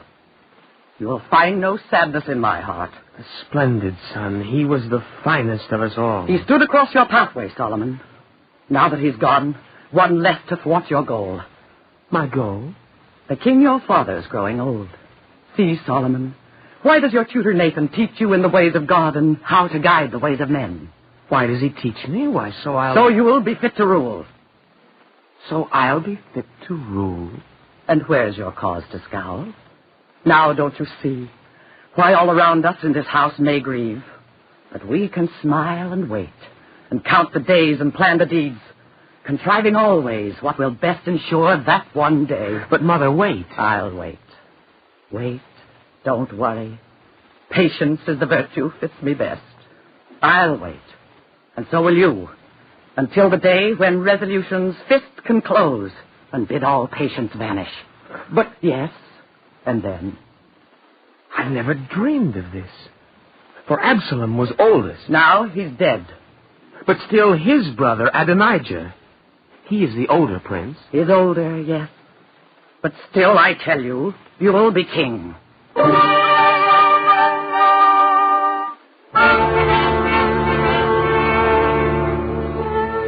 And so it was that Adonijah, the son of David's wife Haggith, was the first prince in the land. And he exalted himself, and he prepared himself chariots and horsemen, and 50 men to run before him. And it came to pass that he entered before Solomon to look down upon him. Oh, Solomon. Your servant is here. I like that phrase you use in address, Solomon. It fits. Why come you here? To hear you speak me so. To reassure myself that what you say, you also think. Why should I not? The time is burdened with dangerous thoughts. While as the king our father counts his days and soon will grow more weak and feeble, the buzzard swoops on high above the wounded lion of Judah. What's that? Why I am here is to warn the wise how dangerous it is to harbor hopes of future glory. Go. Stand before a mirror and repeat that moral to yourself. My bodyguard is loyal, Solomon. And in this land, besides the king, there's only one to whom tradition may admit a bodyguard. That one's the prince who will be king. Is this speech plain enough? I hear the words. Make sure to pay them heed. So long you spend your time at books with Nathan, so long you'll stay at peace. But see your path stays clear of mine.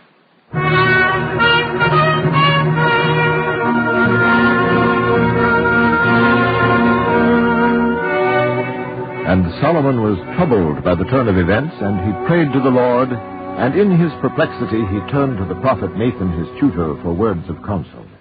My mother has said to me thus and so, and now there has come to me my father's eldest son, Adonijah, bringing threats and talking wildly. My son, your words are not so wild, but neither have they meaning. What has your mother told you? And why does Adonijah threaten?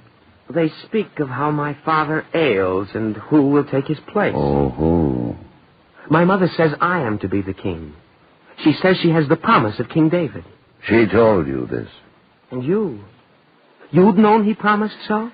Let me tell a story.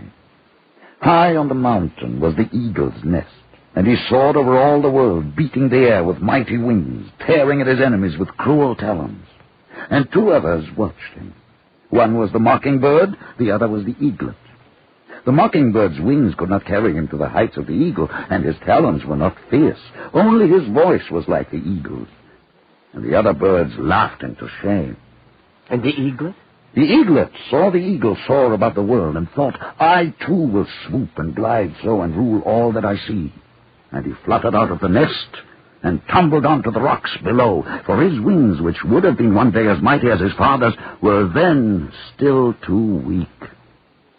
My mother said she had his promise. The king, your father, promised that he who would be king after him would be a man of wisdom, with an understanding heart, a man who'd know that power for itself is nothing, but only good when wisely used. You are a boy. A boy? I'm old enough. And more than years are needed to make a man. Come, we've chattered long enough. It's time you turn back to your studies.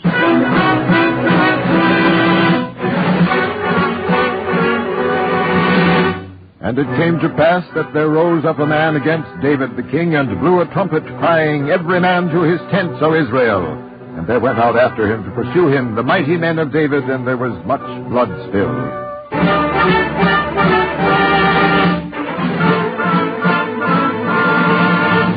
Moreover, the Philistines had yet war again with Israel, and David went down and his mighty men with him, and fought against the Philistines. Even 4 battles they fought, and there was much blood spilled.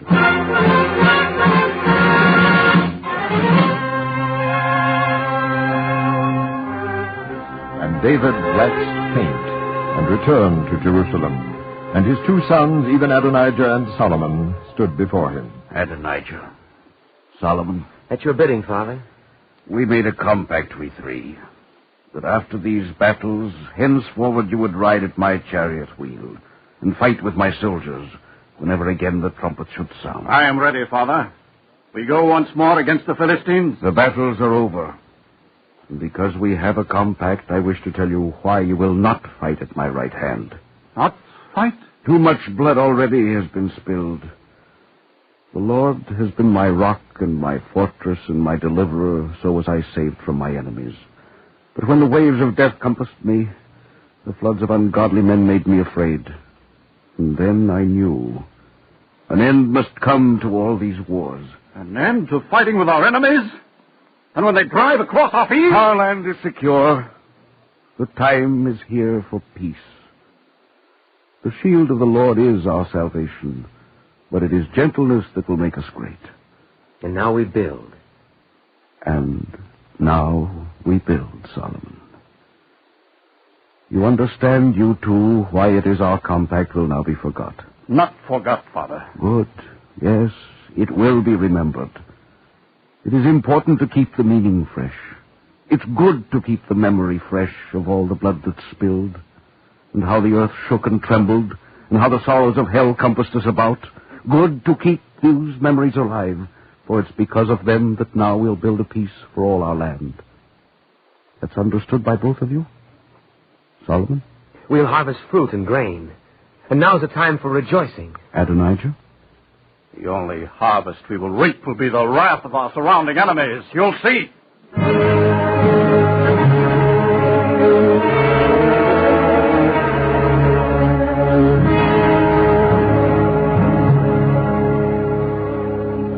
Our father has grown soft You're wrong. I never thought I'd live to see the time when he would sit back on his throne and comb his hair and think of lazy days of peace. He knows what's best. Ah, what's best is riding out in smoke and fire to see our country grow, and all our foes are scattering before our thunder. And men die and women weep. Adonijah, a country cannot grow which feeds on war. You're just like him. What's our strength if it's not to use it? What's our army if it's not a javelin in the heart of him who'd say us nay? I'm with our father. Peace is what our people need. A war is only good when it is only memory.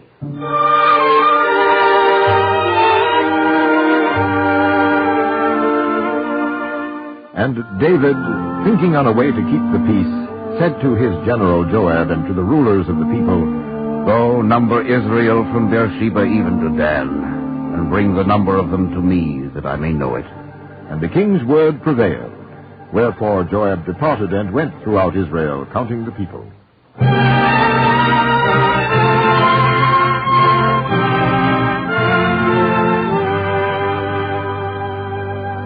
And now we'll know. Adonijah, you have a hand in this plan to number all the people? A hand in it is my counsel. It all fits in with what I've planned. It's wrong. Go supervise the threshing. Go order women about, but leave these martial projects to the king and me. The Lord may make his people 1,000 times as many more as they may be, or less. It matters not. Matters not. It matters much how many men there are who are fit to draw a sword. And still they are servants of the king. Their number matters not. It is a trespass. You think. I've planned for when this census is complete. As soon as first we know how many are the men who stand prepared to join in fighting. This was the king's reason for bidding Joab go out and count the people? I don't know about his reasons, but I have mine. The lesson's one of arithmetic. So many thousands counted who can fight. And once again, our legions march in triumph.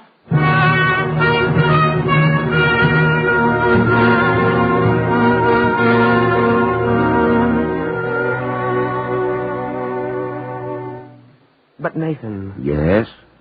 The lesson Adonijah would learn is one of war. And he will learn his lesson is abominable, my son. Why do you think that Joab undertook this counting with a heavy heart? For remember, Joab is a soldier. And still he was against the task? He knows the Lord will frown on Israel for the census. Joab, a soldier, understands that when there is a need for war, for men to defend their land, there will be enough and more for the task, no matter what the census. He understands that counting heads of soldiers for a war of conquest is an evil thing. And my father David? Your father David listened to evil counsel. And so the Lord will smite him for this thing.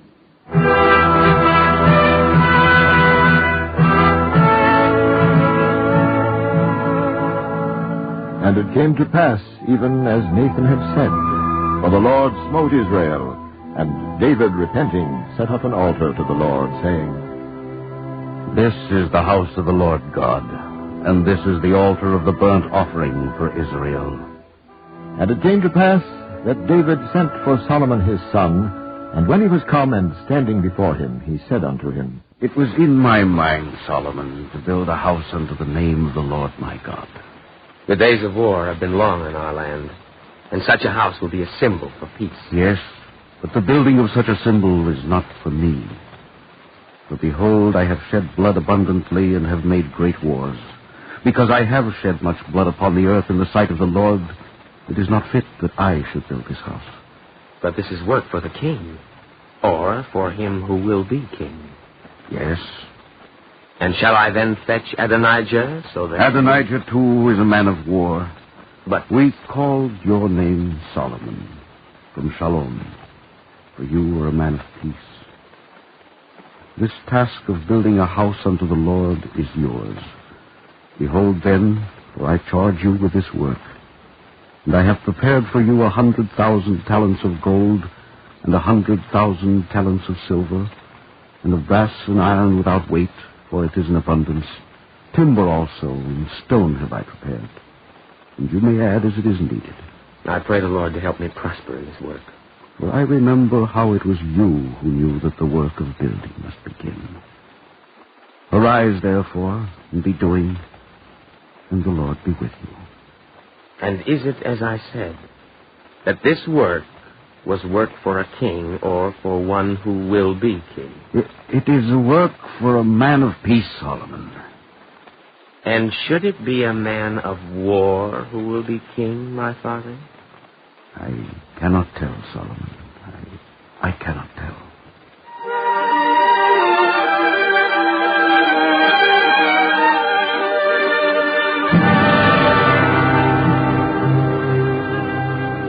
And it came to pass that David grew old and weak with the weight of his years, and his son Adonijah, perceiving this, gathered to him certain leaders of the people, and they following helped him. And Adonijah called all his brethren, the king's sons, and all the men of Judah, the king's servants. But Nathan the prophet, and Solomon his brother, he called not. And Adonijah prepared a feast, which would be a celebration, for it was in his mind to proclaim that he was king. And it happened that Nathan the prophet came to Solomon and spoke to him apart. You remember, O Solomon, how once I told you of the mockingbird and the eaglet? I remember. So now the mockingbird attempts to scare. And the eaglet? It is time to find whether the eaglet is not now an eagle, full grown. He is full grown. Your father's son, Adonijah, is outside the city, and there is with him his guard, and Joab the soldier, and his men, and many others. Your father's son, Adonijah, reigns as king, but your father knows it not. He will find out. When? After Adonijah has brought him the news with your blood on his hands? He'd kill me. And your mother, Bathsheba. You doubt it? But surely David the time to act is now, my son. Take the nettle in your fist and clench it quickly. So, or else it stings, and this time stings to kill. Take the nettle. Here, your mother comes. Solomon and Nathan, have you heard? I've heard, and so has he. So, Solomon? There's just one thing that nags at me. What's that? He is the older. His is the birthright. Even David, when I asked him not so long Solomon, ago... what you've learned has taught you surely this. That now our country needs a king who will rule with strength. With strength... But Adonijah's strength... With strength for peace. Will Adonijah work for peace? And so we'll act. What first? You told me once that David swore to you that I'd be king. That's right. That's right, and I'll confirm his oath. Mother, do you go straight to David. Remind him of his promised word. While she's yet with him, Nathan, do you follow in and add your voice to hers. But Solomon... I'd have him give the sign to me, not take it for myself. Go, work quickly. If all goes well, he'll send for me today to give his sign that I'm to reign henceforth.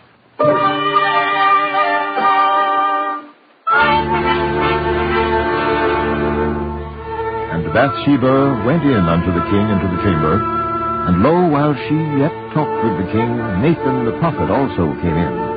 And the king David answered and sware and said, As the Lord lives that has redeemed my soul out of all distress, even as I swear unto thee by the Lord God of Israel, saying, Assuredly thy son Solomon shall reign after me, and he shall sit upon my throne in my stead.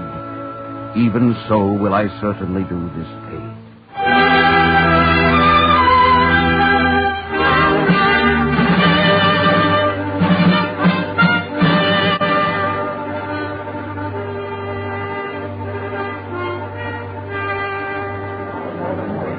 Listen, did you hear? I heard the trumpets blow and the pipe. What's that? A celebration in the city. Oh, there comes one from the city, a messenger. Oh, this way. What tidings from the city? Verily, our Lord King David has made Has what? Has what, man? Has made Solomon king. And they have caused him to ride upon the king's royal horse. And the priest Zadok and Nathan the prophet have anointed him with oil and gihon. And now all the city rejoices. And Solomon sits upon the throne and reigns. Solomon king. Wait! Wait! There is still time. If we stand together.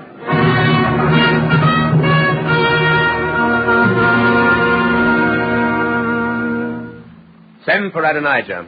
Your brother Adonijah has sought sanctuary, O king. Sanctuary? He is at the altar.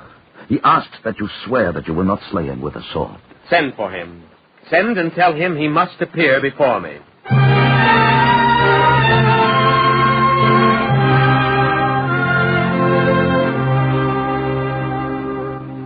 Your servant begs your mercy, King Solomon.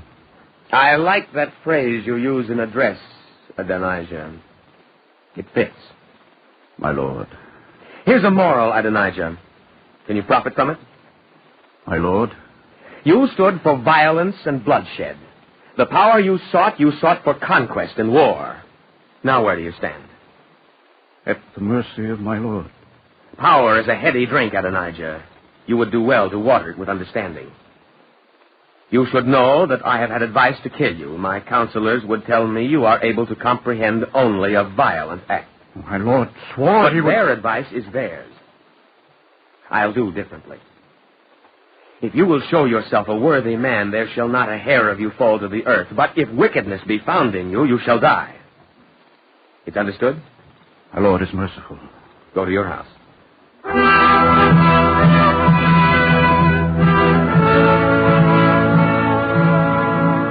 Now the days of David drew nigh that he should die, and he slept with his fathers and was buried in the city of David. And Solomon sat upon his throne, and his kingdom was established greatly. And Judah and Israel dwelt safely, every man under his vine and under his fig tree, from the north of Galilee even unto the Negev. And God gave Solomon wisdom and understanding exceeding much, and largeness of heart even as the sand that is on the seashore. My lord has sent for me. Sit down here, Nathan. What is the king's wish? I remember how you came to the king, my father, and told him that it would not be his task, but mine, to build a temple of our God, forasmuch as his hands were red with the blood of many wars. My lord proposes to set about this project? Our country is united, and we are strong. This much we have from David. But our strength and our unity demand something more. They demand the inner strength of Torah. The house of the Lord our God will be the house of Torah for all the people of Judah and Israel to see. I want this house to be seen by more than just the men of Judah and Israel. Where else do men worship the one God?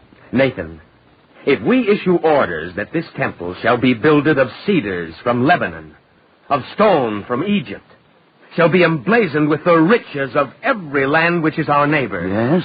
So it can be a symbol of more than discipline and order in our land.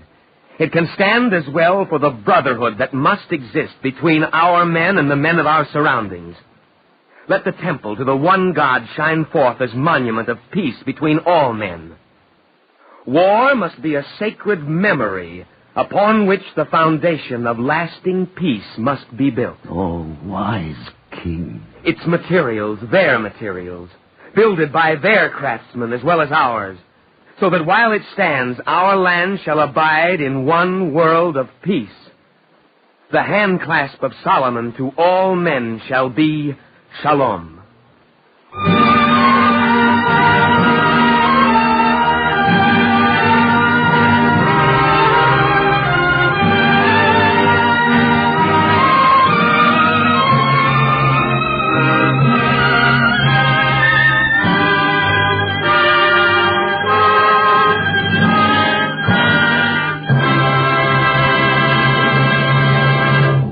If you would like a copy of today's script, please send your name and address with 10 cents to cover the cost of postage and handling to the Jewish Theological Seminary, 3080 Broadway, New York 27, New York.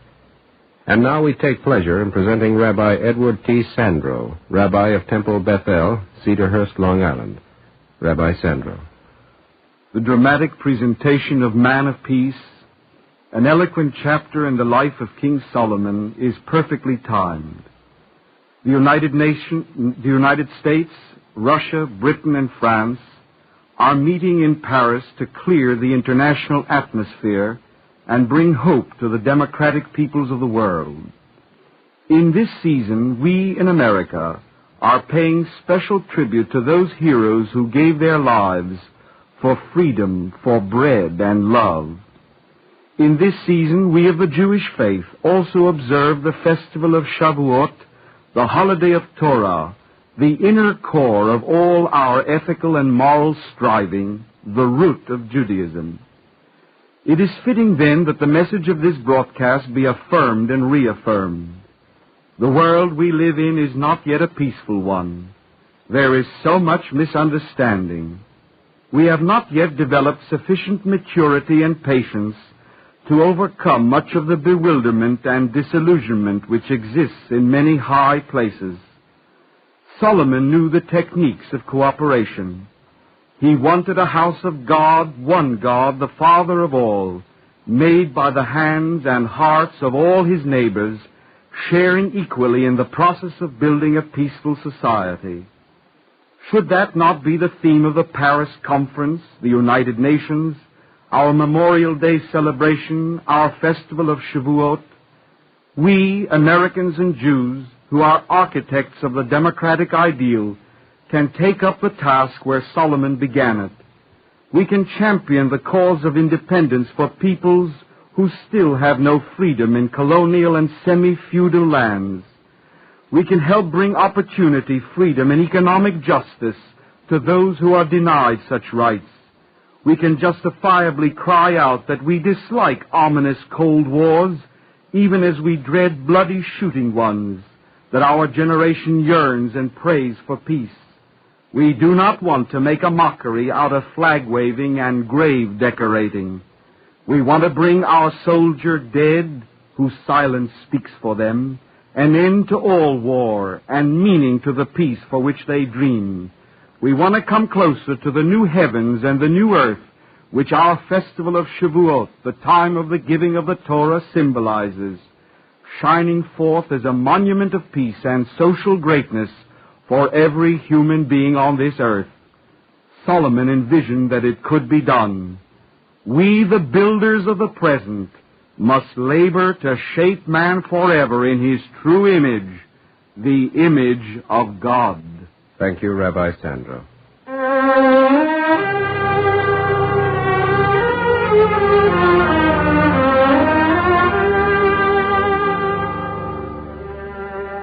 Our Eternal Light drama today, Man of Peace, was written by Peter Lyon and was based on the book King Solomon by Frederick Thieberger. It was presented in commemoration of Memorial Day and of the festival of Shavuot. The music was composed by Morris Momorsky and conducted by Milton Catons. Cantor Robert Siegel sang the liturgical introduction. Featured as Solomon was Leon Janney, and Bernard Lenrow was the narrator. The production was under the direction of Frank Papp.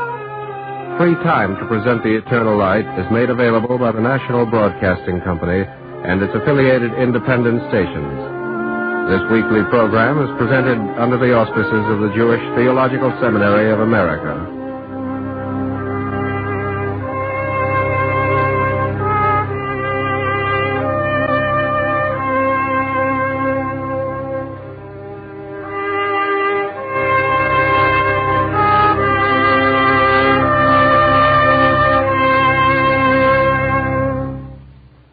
This is NBC, the National Broadcasting Company.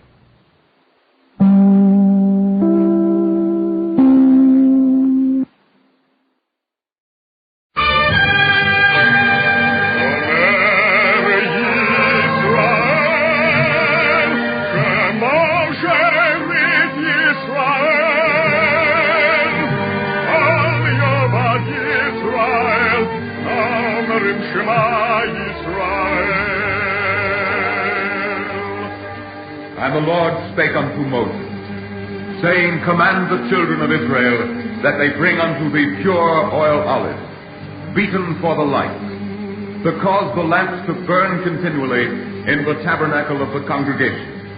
And it shall be a statute forever in your generation.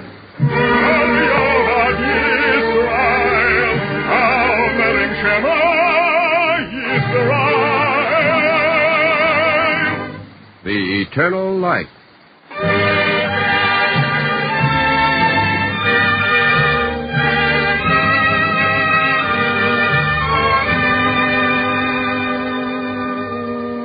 The National Broadcasting Company and its affiliated independent stations make free time available to present The Eternal Light, a program which comes to you under the auspices of the Jewish Theological Seminary of America. Today's program, The Way of My Uncle Gedalia, was written by Sylvia Berger and is presented to celebrate the anniversary of the birth of the famous Yiddish writer, Peretz.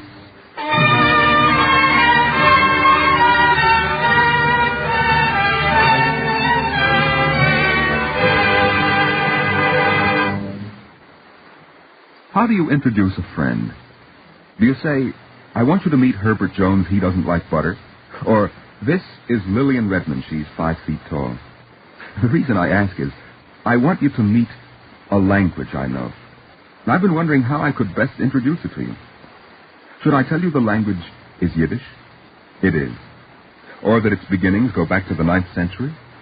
They do. Or that it has 50,000 words? It has. But what does that tell you?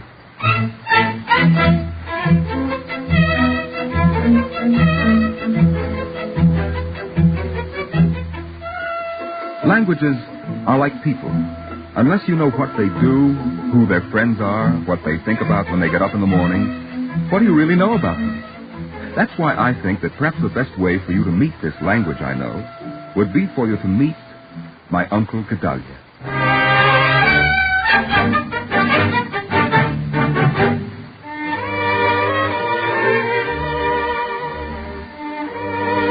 My Uncle Gedalia wrote the best love letters in town.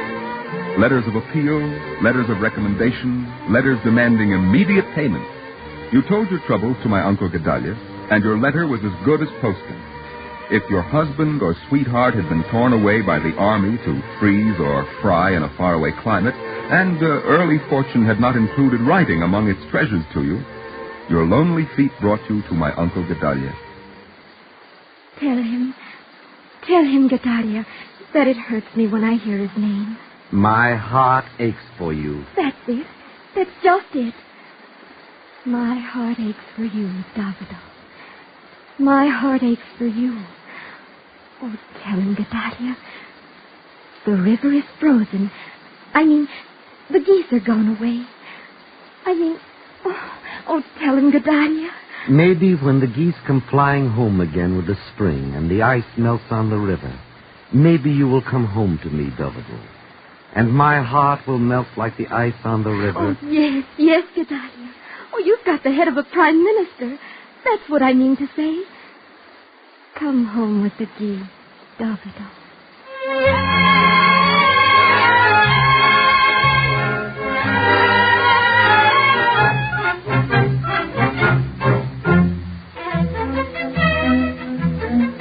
My Uncle Gedalia was reputed to have the head of a prime minister. That is to say, he was smart, he was deep, he was able.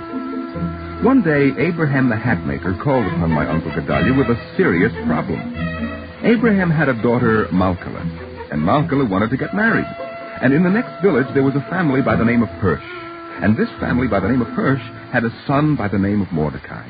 It's about this Mordecai I want to talk to you about, Gedalia. You don't mind my asking you what you know about this Mordecai? You know my daughter Malkala. She's good, she's gentle. Maybe she's not the most beautiful girl in the world. Oh, the brightest. Oh, but she's a good, fine girl. What do you think, Gedalia, of Baruch Hirsch's Mordecai for my Malkala? They're a respectable family, the Hirsches. Oh, I hear there's a bit of money there, too. But not so much that they'd expect too much in dowry. And this boy, this Mordecai, he's a sensible boy, a good head. But no empty dreamer. Enough sense to remember a wife and children. Then you think, Gedalia, he'd be right for my child, this Mordecai Hirsch? Thank you, Gedalia. 1,000 times thank you. I knew if anybody could tell me everything there is to know about that boy, you'd be the one.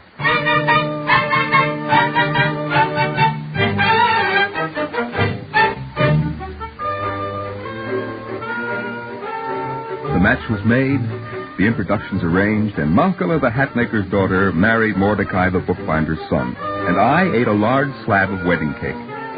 But it wasn't until an entire civilization later, when I had left the wisdom of childhood behind me, that I began to puzzle about my Uncle Gedalia. How did Abraham the hatmaker know what my Uncle Gedalia meant when all he said was, How did he know? Well, how did my Uncle Gedalia know what my grandfather Eliezer meant when Grandfather Eliezer said, Steich? That time, for instance, when Uncle Gedalia was telling us children about the railroad train. Oh, what a railroad train. A train like a bullet. If the railroad train had wings, it would fly like a bird. Who pulls the railroad train? Nobody has to pull it. It goes by itself. What does it go on? It's got little round feet like wheels. How does it see where to go? It looks with its eyes. How does it see in the dark? The eyes light up. The eyebrows never catch on fire? Almost never. A small boy with a large pail of water is stationed very close to the eyes. Whenever the eyebrows look as if they might get overheated... Gedalia. Yes, Father? Stay.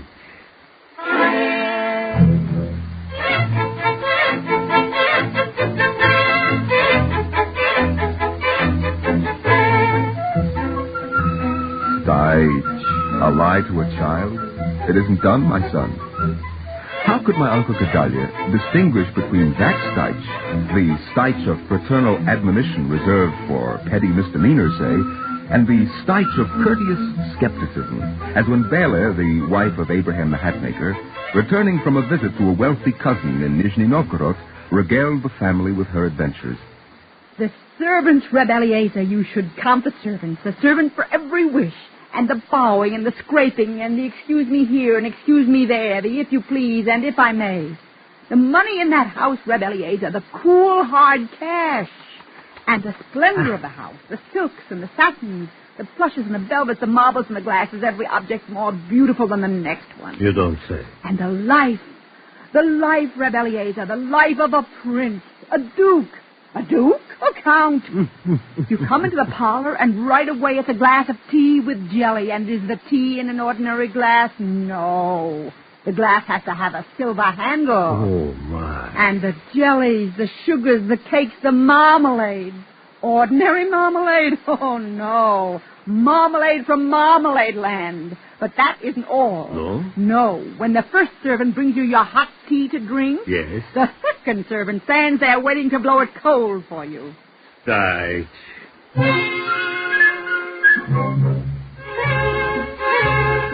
Bless my soul.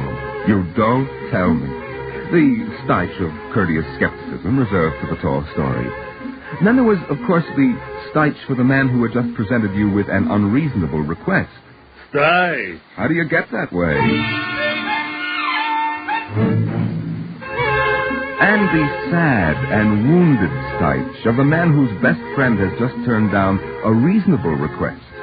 Steitch. Man alive. After all I've done for you.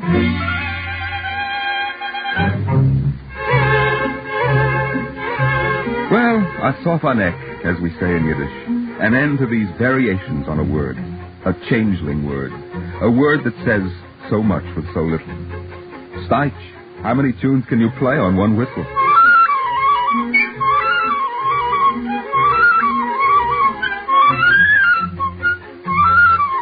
But to get back to my Uncle Gedalia. My Uncle Gedalia was a man with a sense of humor. There was the time he tried to get into the university, and they wouldn't let him in. Yes, now, let me see. We were first put on our pince-nez. I had them somewhere here. They're hanging on your lapel. Huh? Oh, so they are. So much to do, so very much to do. All right, young men, we will look at the grades. The first, alphabetically. Chemistry. I don't see very well with these glasses. The grade? A+. A+, very good. People ask me why don't I change my glasses. What's the point of changing my glasses? Changing my glasses won't help. I see better without glasses. A, B, C, chemistry. Next? French. A. Excellent. One of these days I'm going to tell my wife, fashion or no fashion, I am not wearing pince-nez. I will come right out with it. E, F, French. Next? Mathematics. A+. A+, better and better. But you know how women are. She thinks these little gilt frames give me an air. I do think the black ribbon gives me rather an intellectual look, though, don't you? Quite. Physics. A+. Without reproach, every last one of them. You have an excellent scholastic record, young man. Then I am accepted? Good heavens, no. But This silly ribbon, it always tangles around my ear. No, young man, you are not accepted. I came 300 miles. I'm afraid we can't help that. Rules are rules. Your grades are excellent, but in some cases I'm afraid grades mean very little. You see our point, don't you? Quite.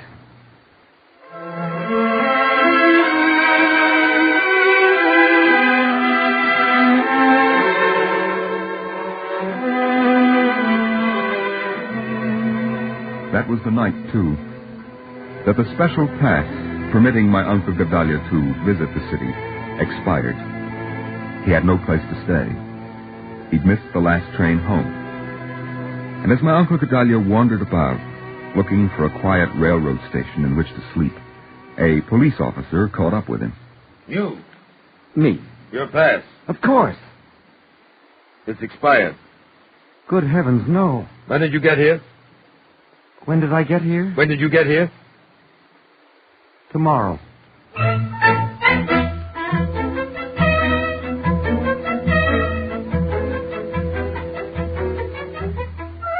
That was the time Grandfather Eliezer had to send the money for Uncle Gedalia's fine by special messenger. And we all had a good laugh about it, because it was so funny. Wasn't it funny to be so harried all your life? So harassed, so hunted, so driven? Wasn't it absurd to be caught with a pass that said you had gone back home the day before yesterday?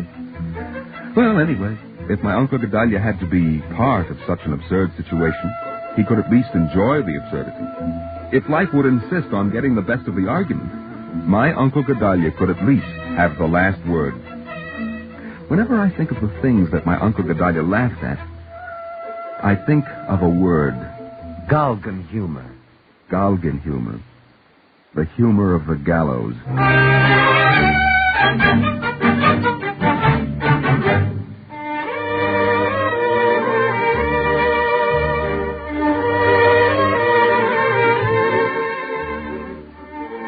My Uncle Gedalia used to say that the humor of our family was the humor of the schlemiel. What is a schlemiel? Uncle Gedalia can explain a schlemiel. When a waiter walks by with a tray of hot soup and the tray upsets, the soup falls on the schlemiel. Abraham the hatmaker once had a nice long chat with a prince. Abraham couldn't get over it. Would you ever think of it? A prince. A prince of the royal blood, all covered over with those those gold Medals? Those gold medals. Would you believe anyone like that would ever find anything to say to a hat maker? What did he find to say? I was taking a load of turnips to Kolenkovich. Yes. I had been traveling since 4 a.m. Yes. The load was heavy. Yes. The horse was tired. Yes, yes. We came to a ditch. The horse slipped. The axle broke. When just then the prince came along in a scarlet carriage. And he noticed your misfortune? He gave one look out of the window with those clear, sharp eyes. Yes. He saw my tired horse. He saw your tired horse. He saw my broken axle. Your broken axle. He saw me sitting there with my head in my hand. All right, what did he say? He said, "Get out of the way, you stupid fool. Can't you see I'm late for tea?"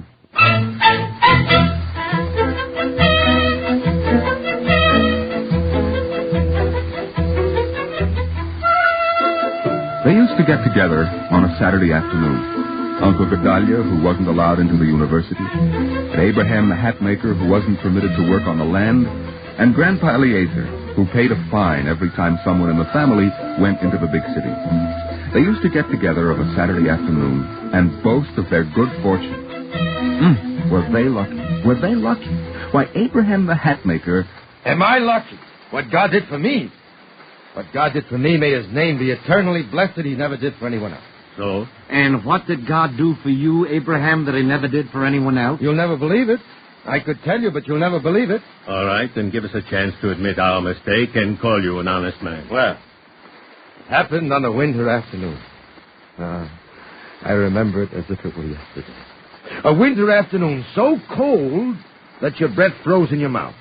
The earth squeaked, it was frozen so hard. It was so cold, it was too cold even for the wind to blow. A cold day. A bitter day.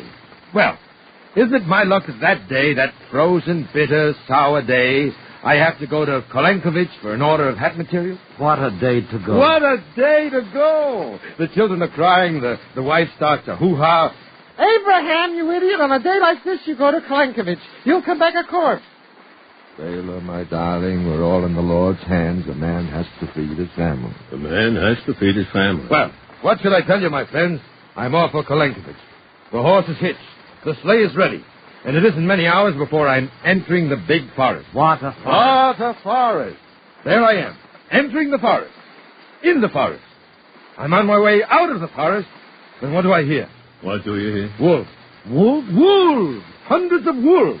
1,000 wolves howling with one throat. I stand up in my seat. I start whipping the poor horse with all the strength in my arms. I yell, I scream, get on there, get up, get up. The wolves are coming closer. My. And then, at last, I'm out of the woods. I'm out of the woods, but before me is a river. A river? But the river is frozen over. I drive the horse straight on the ice. With the wolves behind me. Oh. Well, what should I tell you, my friends? I'm halfway across when the ice breaks. The sled goes down, the horse goes down, I go down, and the wolves on top of us all. Oh. Now, what do you think God did for me? What? Thanks be to him who reigns in heaven, the whole story from beginning to end is a lie.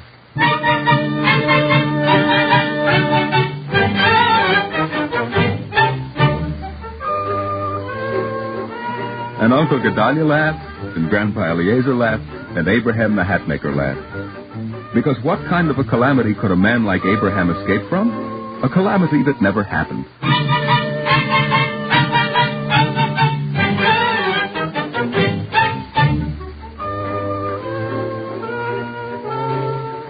Well, there's a little of the way he lived, my Uncle Gedalia. The way he lived and the way he spoke. Unless you understood the way he lived, you could never really understand the way he spoke. And if you didn't understand the way he spoke, what could you know about the way he lived? Even I sometimes found it hard to understand the way of my Uncle Gedalia. What? Mit Sabongus, Hotman Fegala, und mit Matonis Medla. Did you hear him, Father? Did you hear him say it again, Darla? Mit Sabongus, Hotman Fegala, und mit Matonis Medla.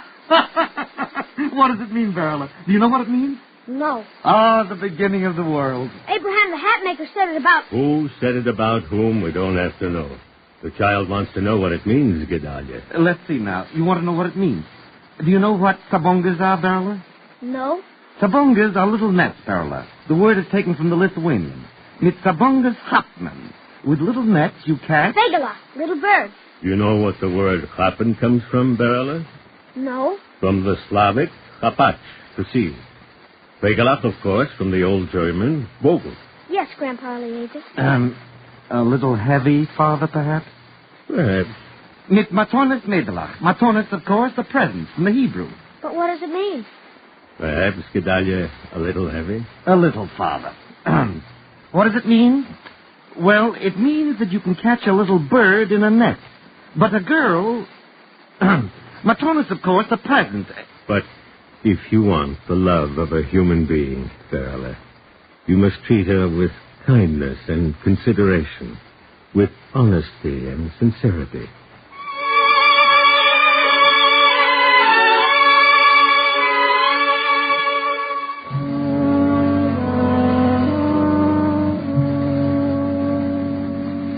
Then my Uncle Gedalia, reminding me not to gulp my food... Eat slowly, Berla. Eat slowly, drink slowly.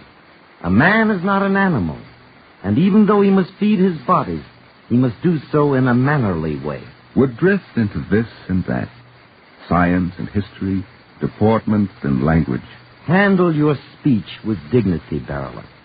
Treat your words with affection. The language you speak was worked out for you by your father and your father's father. In the sun-gilt cities of Eretz Yisrael, they shaped the words. In the shadowed valleys of the Rhine, in the vineyards of Italy, in the courts of France, in the villages of Russia, long before the memory of any man who lives today or died just yesterday. Your fathers loved the words you use, Beryl. Handle them with dignity. Speak your words with love.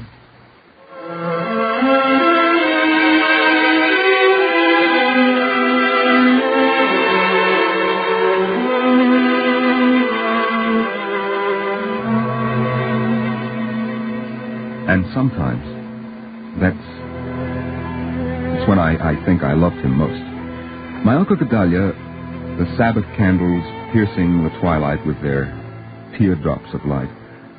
My Uncle Gedalia would look at me with his gray eyes smiling. Bim, bum, bum, Berle Schmerle on the couch. Bim, bum, with both his shoes. With both his shoes he's on the couch. Bim, bum, bim, biri, bum. Bim, biri, bim, bum, bum. My feet are off the couch now, Uncle Gedalia. Good, very, very good. Bim, biri, bim, bum, very good. Bim, bum, there'll come a day when Berella Schmella will fly away. The little bird will be big one day. He'll spread his wings and fly away. Bim, bum, bim, bum, bum. Bim, biri, bim, bum, bum.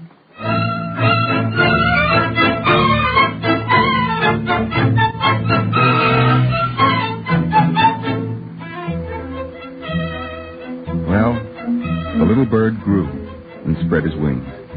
And Uncle Gedalia, Grandpa Eliezer, and Abraham the Hatmaker, I left them all. On the land they couldn't plow, outside the universities they couldn't attend, close to the cities they couldn't enter. I left them all.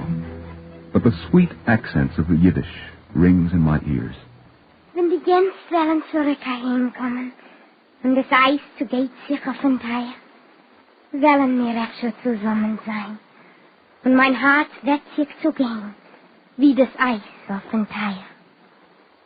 When the geese come flying home again with the spring, and the ice melts on the river, maybe we will be home together, and my heart will melt like the ice on the river. Bim, bum, bum. And so, I thought you might want to meet them. So the next time you come across a word like Steich or Yontif or Seder or Shabbos, and look for it in the dictionary, you'll think of my Uncle Gedalia, and you will know what it means.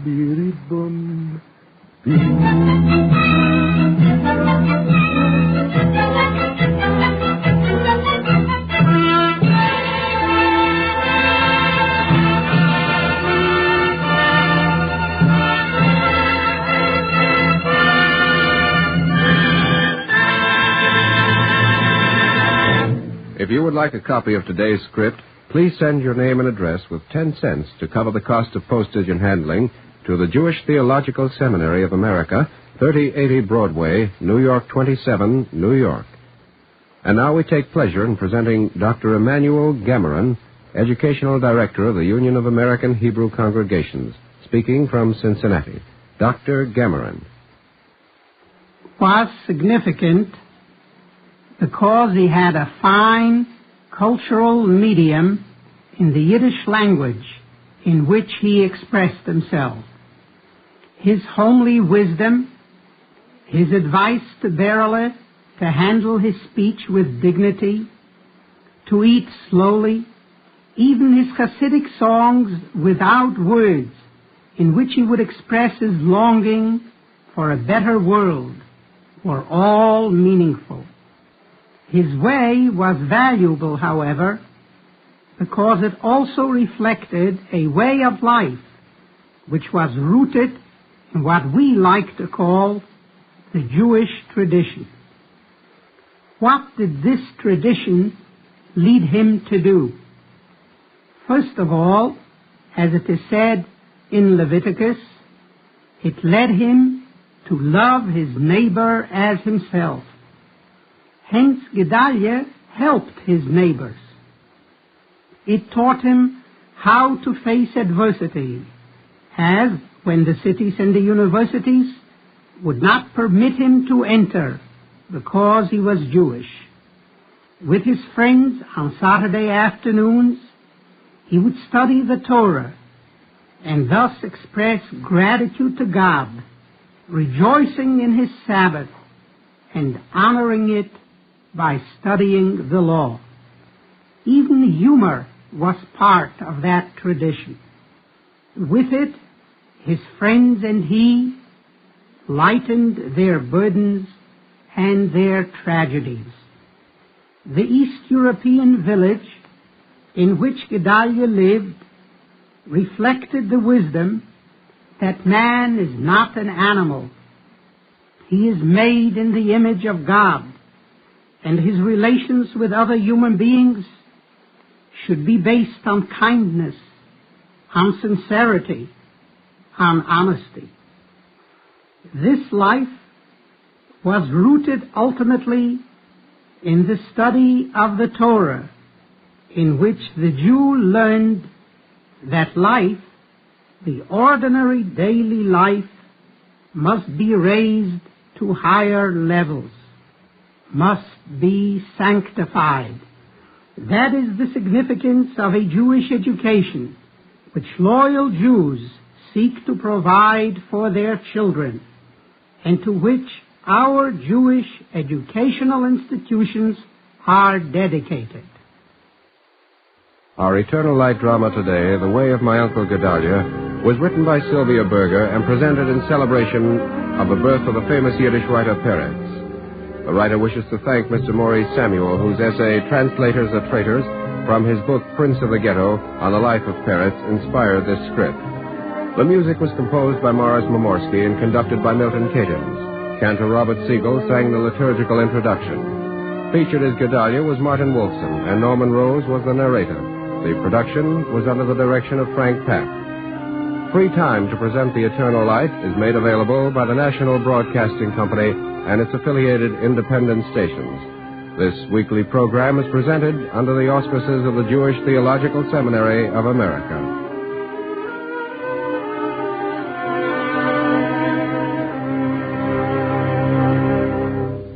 This is NBC, the National Broadcasting Company.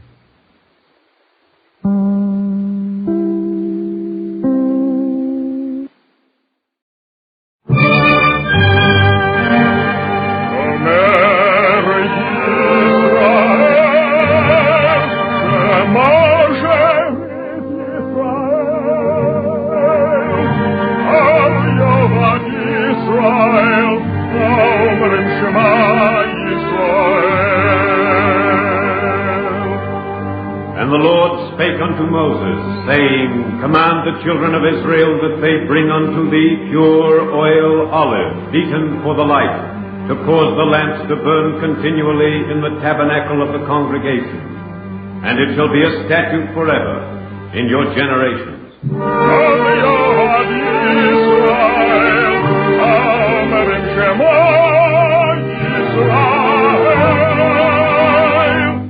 The Eternal Light.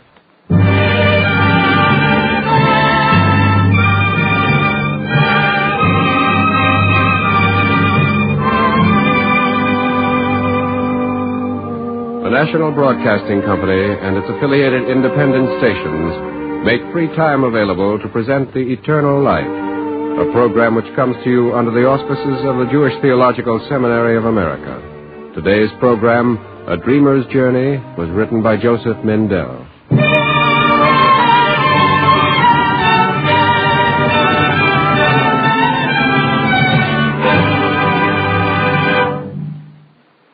From the top of his head to the tip of his fingers, with all his mind and imagination, he was a philosopher, a critic, and a teacher.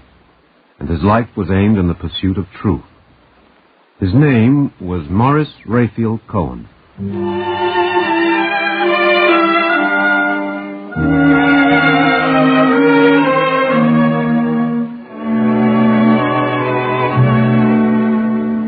Morris Raphael Cohen was a teacher of philosophy at the College of the City of New York.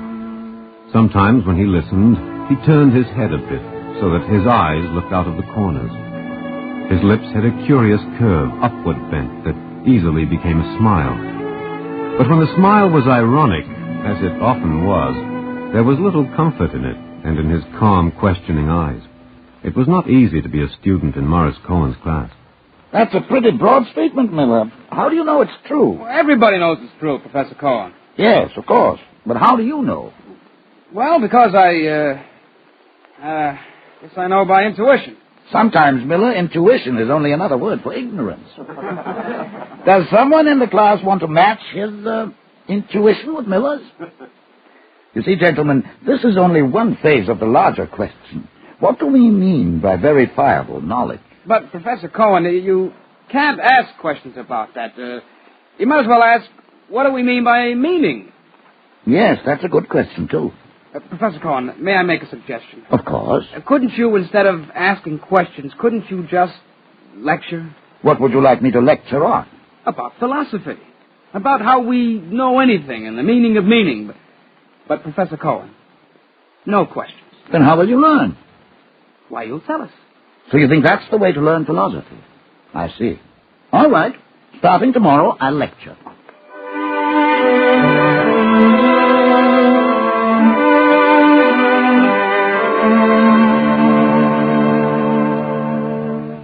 Professor Cohen, what you said today, it's exactly the opposite of all the things you said in last week's lectures. You didn't object last week, Miller. Of course not. It sounded logical and reasonable. Then why are you objecting now? I told you, Professor Cohen. Well, what you're saying now contradicts what you said before. Never mind that. The question is, does it seem reasonable?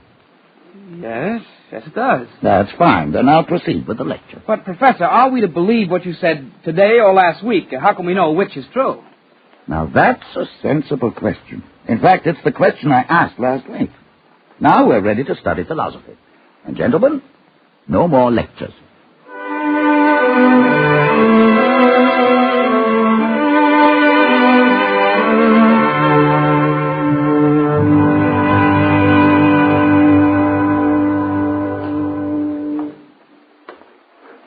Professor Cohen. Hello, Miller. If you don't mind, Professor Cohen, I'd like to walk part of the way with you. There's something I'd like to say. I'm in no hurry, Miller. Let's sit on this bench for a while. The sun is good. I feel a little foolish about today and last week. Yes, Miller. Maybe you'll think I'm even more foolish when you hear what I have to say. It's not unlikely. I left myself wide open for that. But let me hear it. Professor Cohen, you're not giving us anything to believe in. No positive philosophy. Maybe we'll learn to be critical, but that's negative. It's destructive, not constructive. I suppose in a way that's true. You admit it? Miller, you have a good mind, but it's cluttered up with all sorts of useless rubbish and conventional misconceptions. I'm glad to have your honest opinion, Professor Cohen. Never mind your injured feelings. Miller, knocking comfortable illusions out of young people's heads isn't a pleasant occupation. It would be much pleasanter to preach my own beliefs. But, Miller, there is no easy road to philosophy. Every man has to find the way for himself. Do you remember the story of Hercules in the Augean stables? He had to clean out the stables, didn't he? According to the story, he removed the accumulated rubbish of generations. Do you ask, what did he leave in its place? Isn't it enough that he left them clean and fresh? Professor Cohen, Let's walk, Miller. It's not a question that you can answer. Maybe I don't know the answer myself.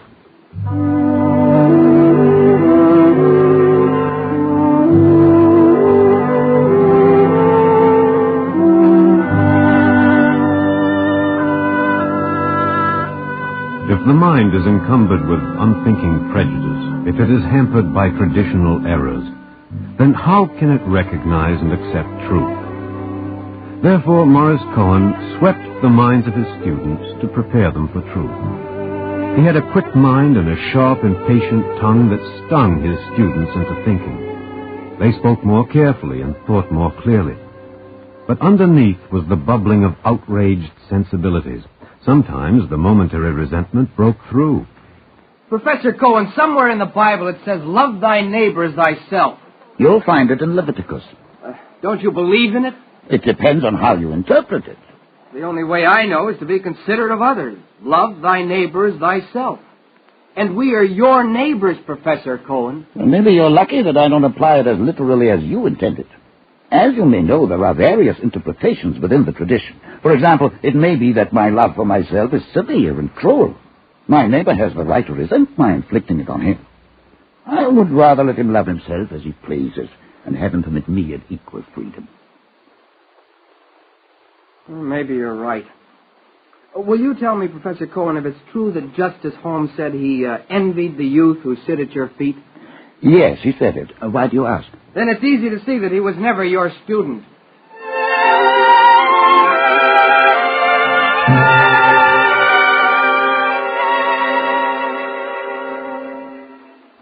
He turned the pitiless light of clarity on himself, and thereby earned the right to apply it to others.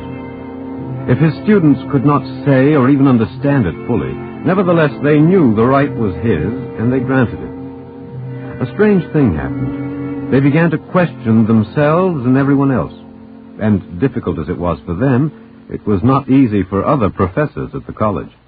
You're Professor Cohen's student, aren't you, Miller? That's right, Professor. Yes, of course. Are there any others in this class? Well, gentlemen, let me give you some inside information about the art of lecturing. Considerable knowledge and experience go into a good lecture, but there is more. A good lecture has a certain pattern, a flow of reasoning. But, Professor... A moment, please. To ask a question, as you did, Miller, in the middle of the lecture, transforms it into a discussion and destroys, if I may say so, the beautiful rhythm of thought and expression. Do I make myself clear? Absolutely, but, Professor... Yes, Miller? My question was to the point, wasn't it? Of course it was. Didn't I say you were a student of Professor Cohen?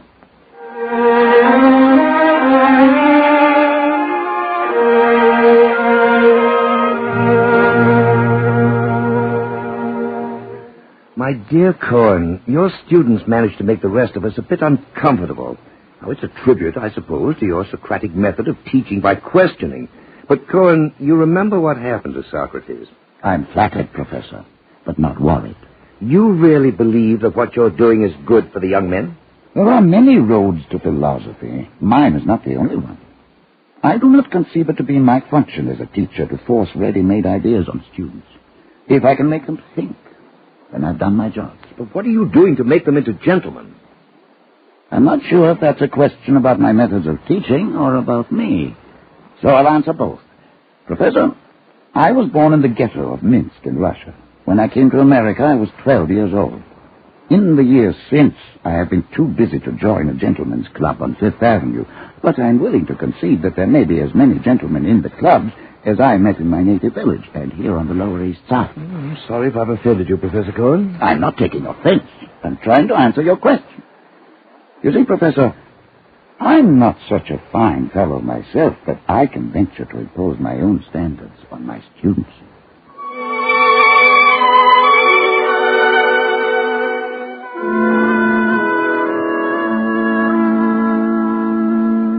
Of some men, it can be said that they are proud or they are humble. In Morris Cohen, pride and humility were mingled, and an honest, biting wit went together with compassionate understanding. People were sometimes puzzled by the mixture of qualities, but his wife never was. Your suit needs pressing, Morris. It's a fine situation when my own wife tries to make a gentleman of me. A man can be a philosopher even in unwrinkled clothes. The trouble is you're confusing appearance and reality.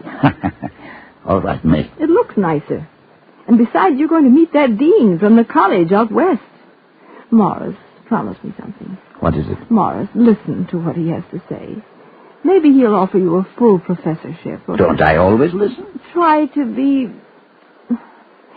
not to antagonize him. May, do you want me to press my principles, too, and comb my wild ideas? No, you'll know what to say.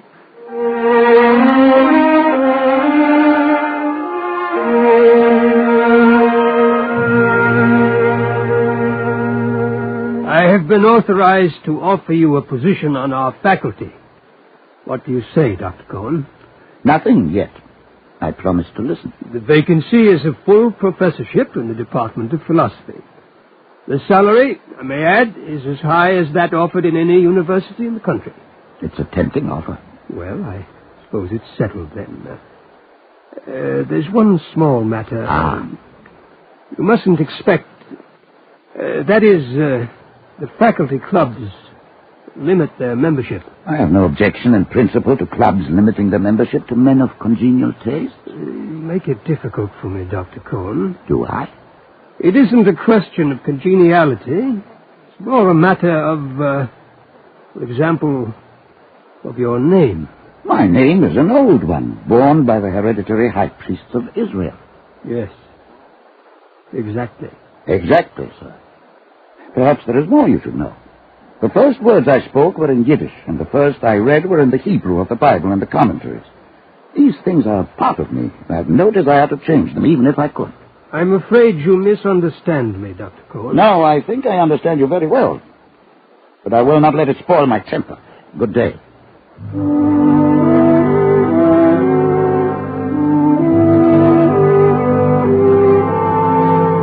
His temper was seldom spoiled.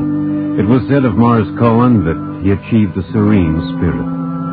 His serenity came not from indifference and complacency, but through understanding. In any event, he would have been reluctant to leave City College. He found the students stimulating, and the sharp edge of his tongue did not obscure his interest and affection. There was an atmosphere about him, almost legendary, that attracted students.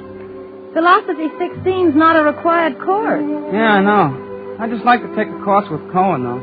Those who continued to study with him came to know him not only as a philosopher, but as a man. And with the knowledge, there came an enduring devotion that was a bond between them. I just dropped in for some philosophical gossip.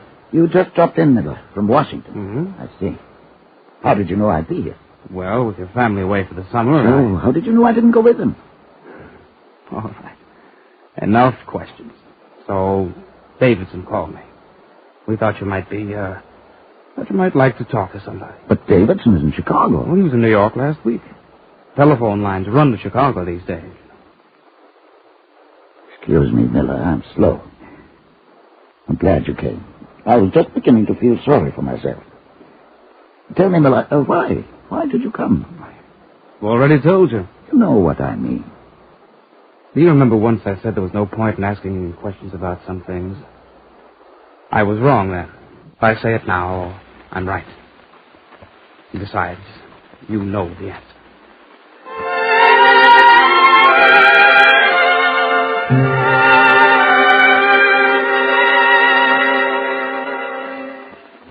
To realize the pathetic frailty of the knowledge and beliefs on which life depends does not of necessity lead to despair. In Morris Cohen, it led to an unappeasable hunger for truth and for justice. For him, truth and justice were each incomplete without the other. Since few men served both ideals, he was involved in debates not only with his students and colleagues, but with his old friends on the Lower East Side who had come like him from another world. To be his friend meant to argue with him. But, Morris, you don't even believe in God, do you? Isaac, I think I do. Do you? No. Some more of your philosophical quibbling. No, it is a question of what you have in mind. There is the God of the prophet Amos who said, "Put thou away from me the noise of thy songs, but let justice run down as waters and righteousness as a mighty stream." I asked a simple question. And there is the God of Micah. "What doth the Lord require of thee but to do justice and to love mercy and to walk humbly with thy God?" In my own way, Isaac, I think I try to meet the requirements. They're good quotations, Morris. But there is also a history and tradition that are part of Judaism. How can you not share in them? Love of man and search after the truth, aren't they an essential part of the rabbinic tradition? And aren't they ways to God? Morris, I think there is room for both of us, for you and for me, in the Jewish community. I'm glad to hear it, because I am a Jew and in the Jewish community, and I intend to remain there, but in my own way.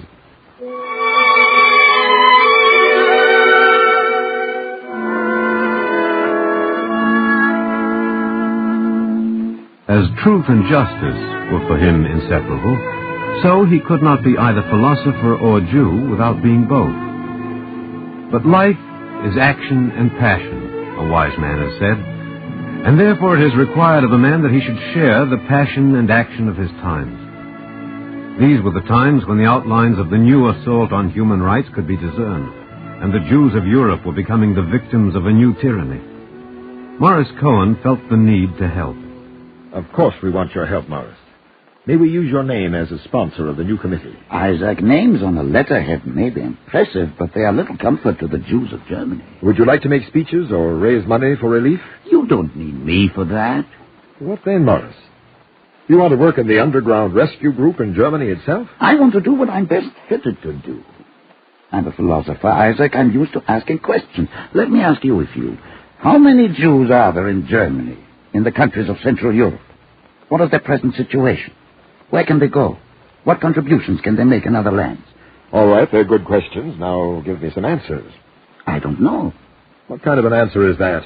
The Talmud says, teach thy tongue to say, I do not know. Never mind the Talmud, my philosopher. Do I quote Socrates to you? You might make more sense if you did. Isaac, all your committees are working without knowing the facts. We know what's wrong, and we know that we want to help. That's enough for us. You're like a doctor who prescribes medicines without a proper diagnosis. High ideals aren't enough. Facts are messy, and they usually are not what we'd like them to be, but you can't solve any problem unless you have the facts. What do you want, Morris? I want to gather a group of outstanding men in a dozen fields, philosophers, scientists, historians, psychologists, to ask questions and to find answers. All right. Get your wise men together and start asking questions.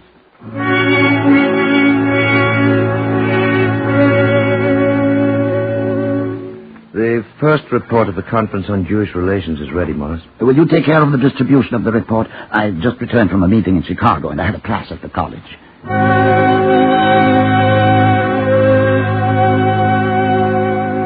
If you don't mind, gentlemen, I'll use today's class time for a lecture.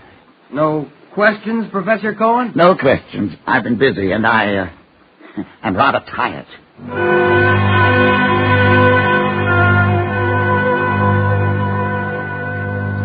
Morris, it's late. The Journal of Philosophy can wait for the article. I finished, May. You look tired. Oh, it's an optical illusion. When are you going to get back to a normal life? It isn't a normal world. Teaching, writing, running committees, it's too much for one person. You'll make yourself sick. I've been sick so often in my life that I'm almost getting used to it. Morris, I'm serious. Have I ever told you the secret of a happy married life? Oh, not for years. Then I'll tell you again. Husband and wife must never be sick at the same time. You still smile at it. You'll have to give up some of your work. I know, May. How would you like to be the wife of an ex-professor of philosophy?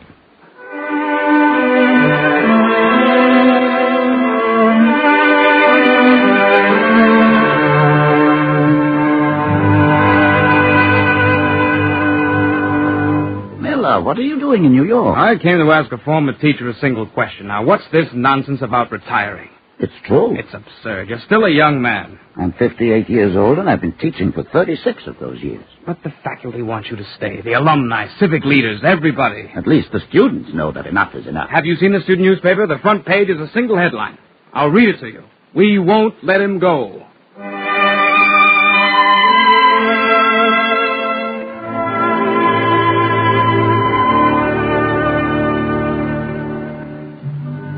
Nevertheless, on a sunny day in February 1938, Morris Cohen retired from City College.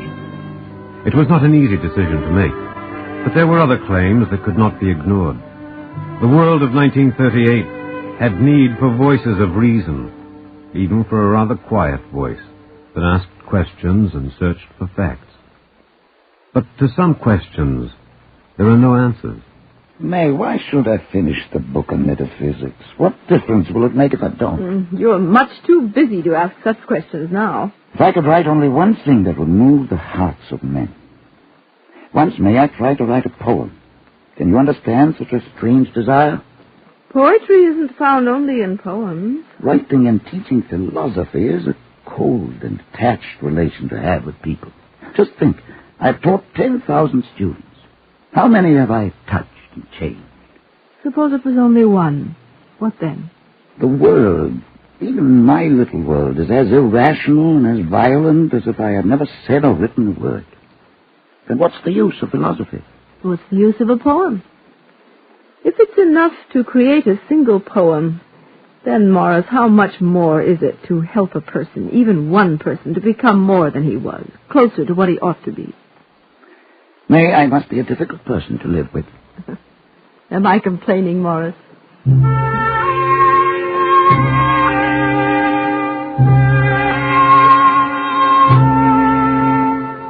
A teacher needs uncommon faith and courage, for he has no measure of his achievement. He instills a thought in briefly present human beings whose growth he cannot nurture. And he never knows if his efforts take root or if they die like seeds in barren ground. Therefore, he must believe and believe with all his life in the immediate value of each human being.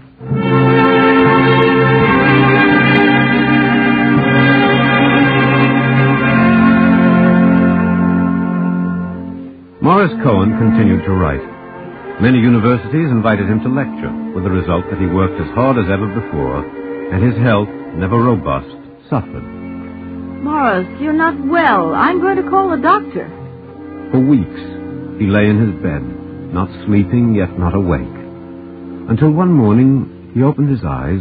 May. I'm the nurse, Professor Cohen. Where is my wife? She's not well. Help me up, please, nurse. Where do you think you're going? I want to see my wife. No, Professor Cohen. She's sick. I want to go to her. You're not well enough to get up. Nurse, will you tell her something for me? Of course. Tell her she can't be sick now. Tell her to remember the secret of a happy married life.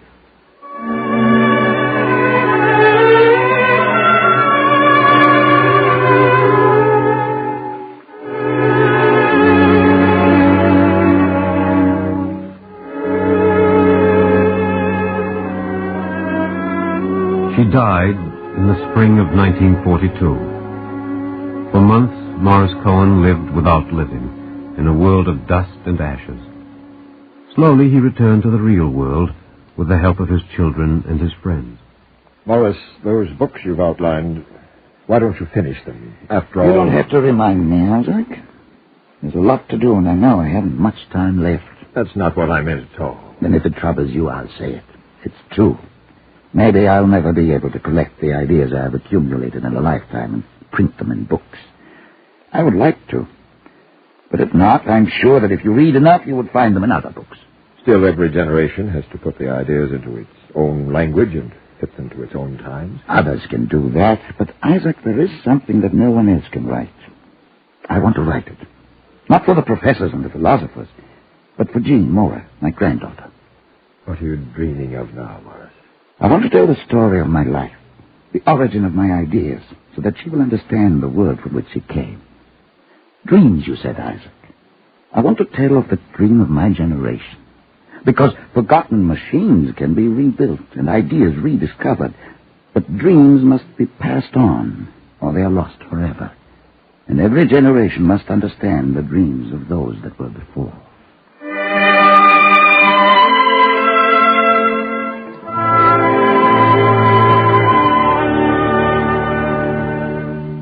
Time has no beginning and no end. The dreams and the wisdom of the past flowed through him and emerged as a living force to be shared undiminished by his students and his friends.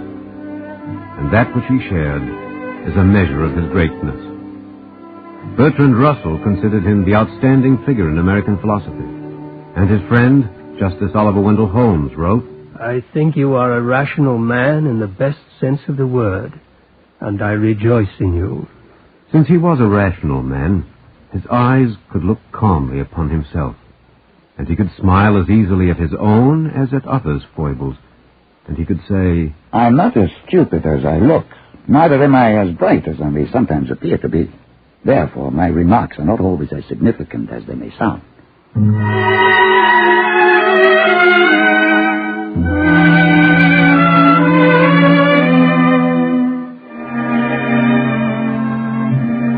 Morris Cohen died 2 years ago. He began the story of his life, but never finished the telling. At the beginning, he wrote, Brief is the life of men. No uncertain duration is his handiwork, be it ships, houses, governments, or laws. But the echoes from soul to soul go on as long as human life lasts. These are words by which to remember him.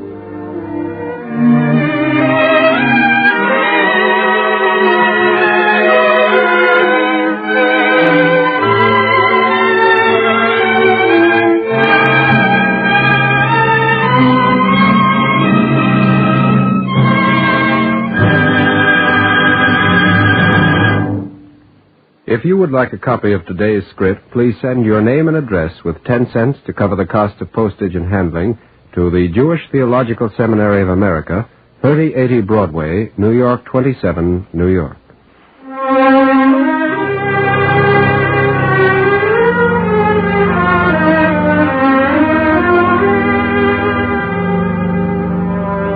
Our Eternal Light drama today, A Dreamer's Journey, was written by Joseph Mindell and based in part on A Dreamer's Journey, the autobiography of Morris R. Cohen. The music was composed by Morris Pomorsky and conducted by Milton Catons. Cantor Robert Siegel sang the liturgical introduction. Featured as Morris Cohen was Peter Capell, and Alexander Scurby was the narrator. The production was under the direction of Frank Papp. Free time to present The Eternal Light is made available by the National Broadcasting Company and its affiliated independent stations. This weekly program is presented under the auspices of the Jewish Theological Seminary of America.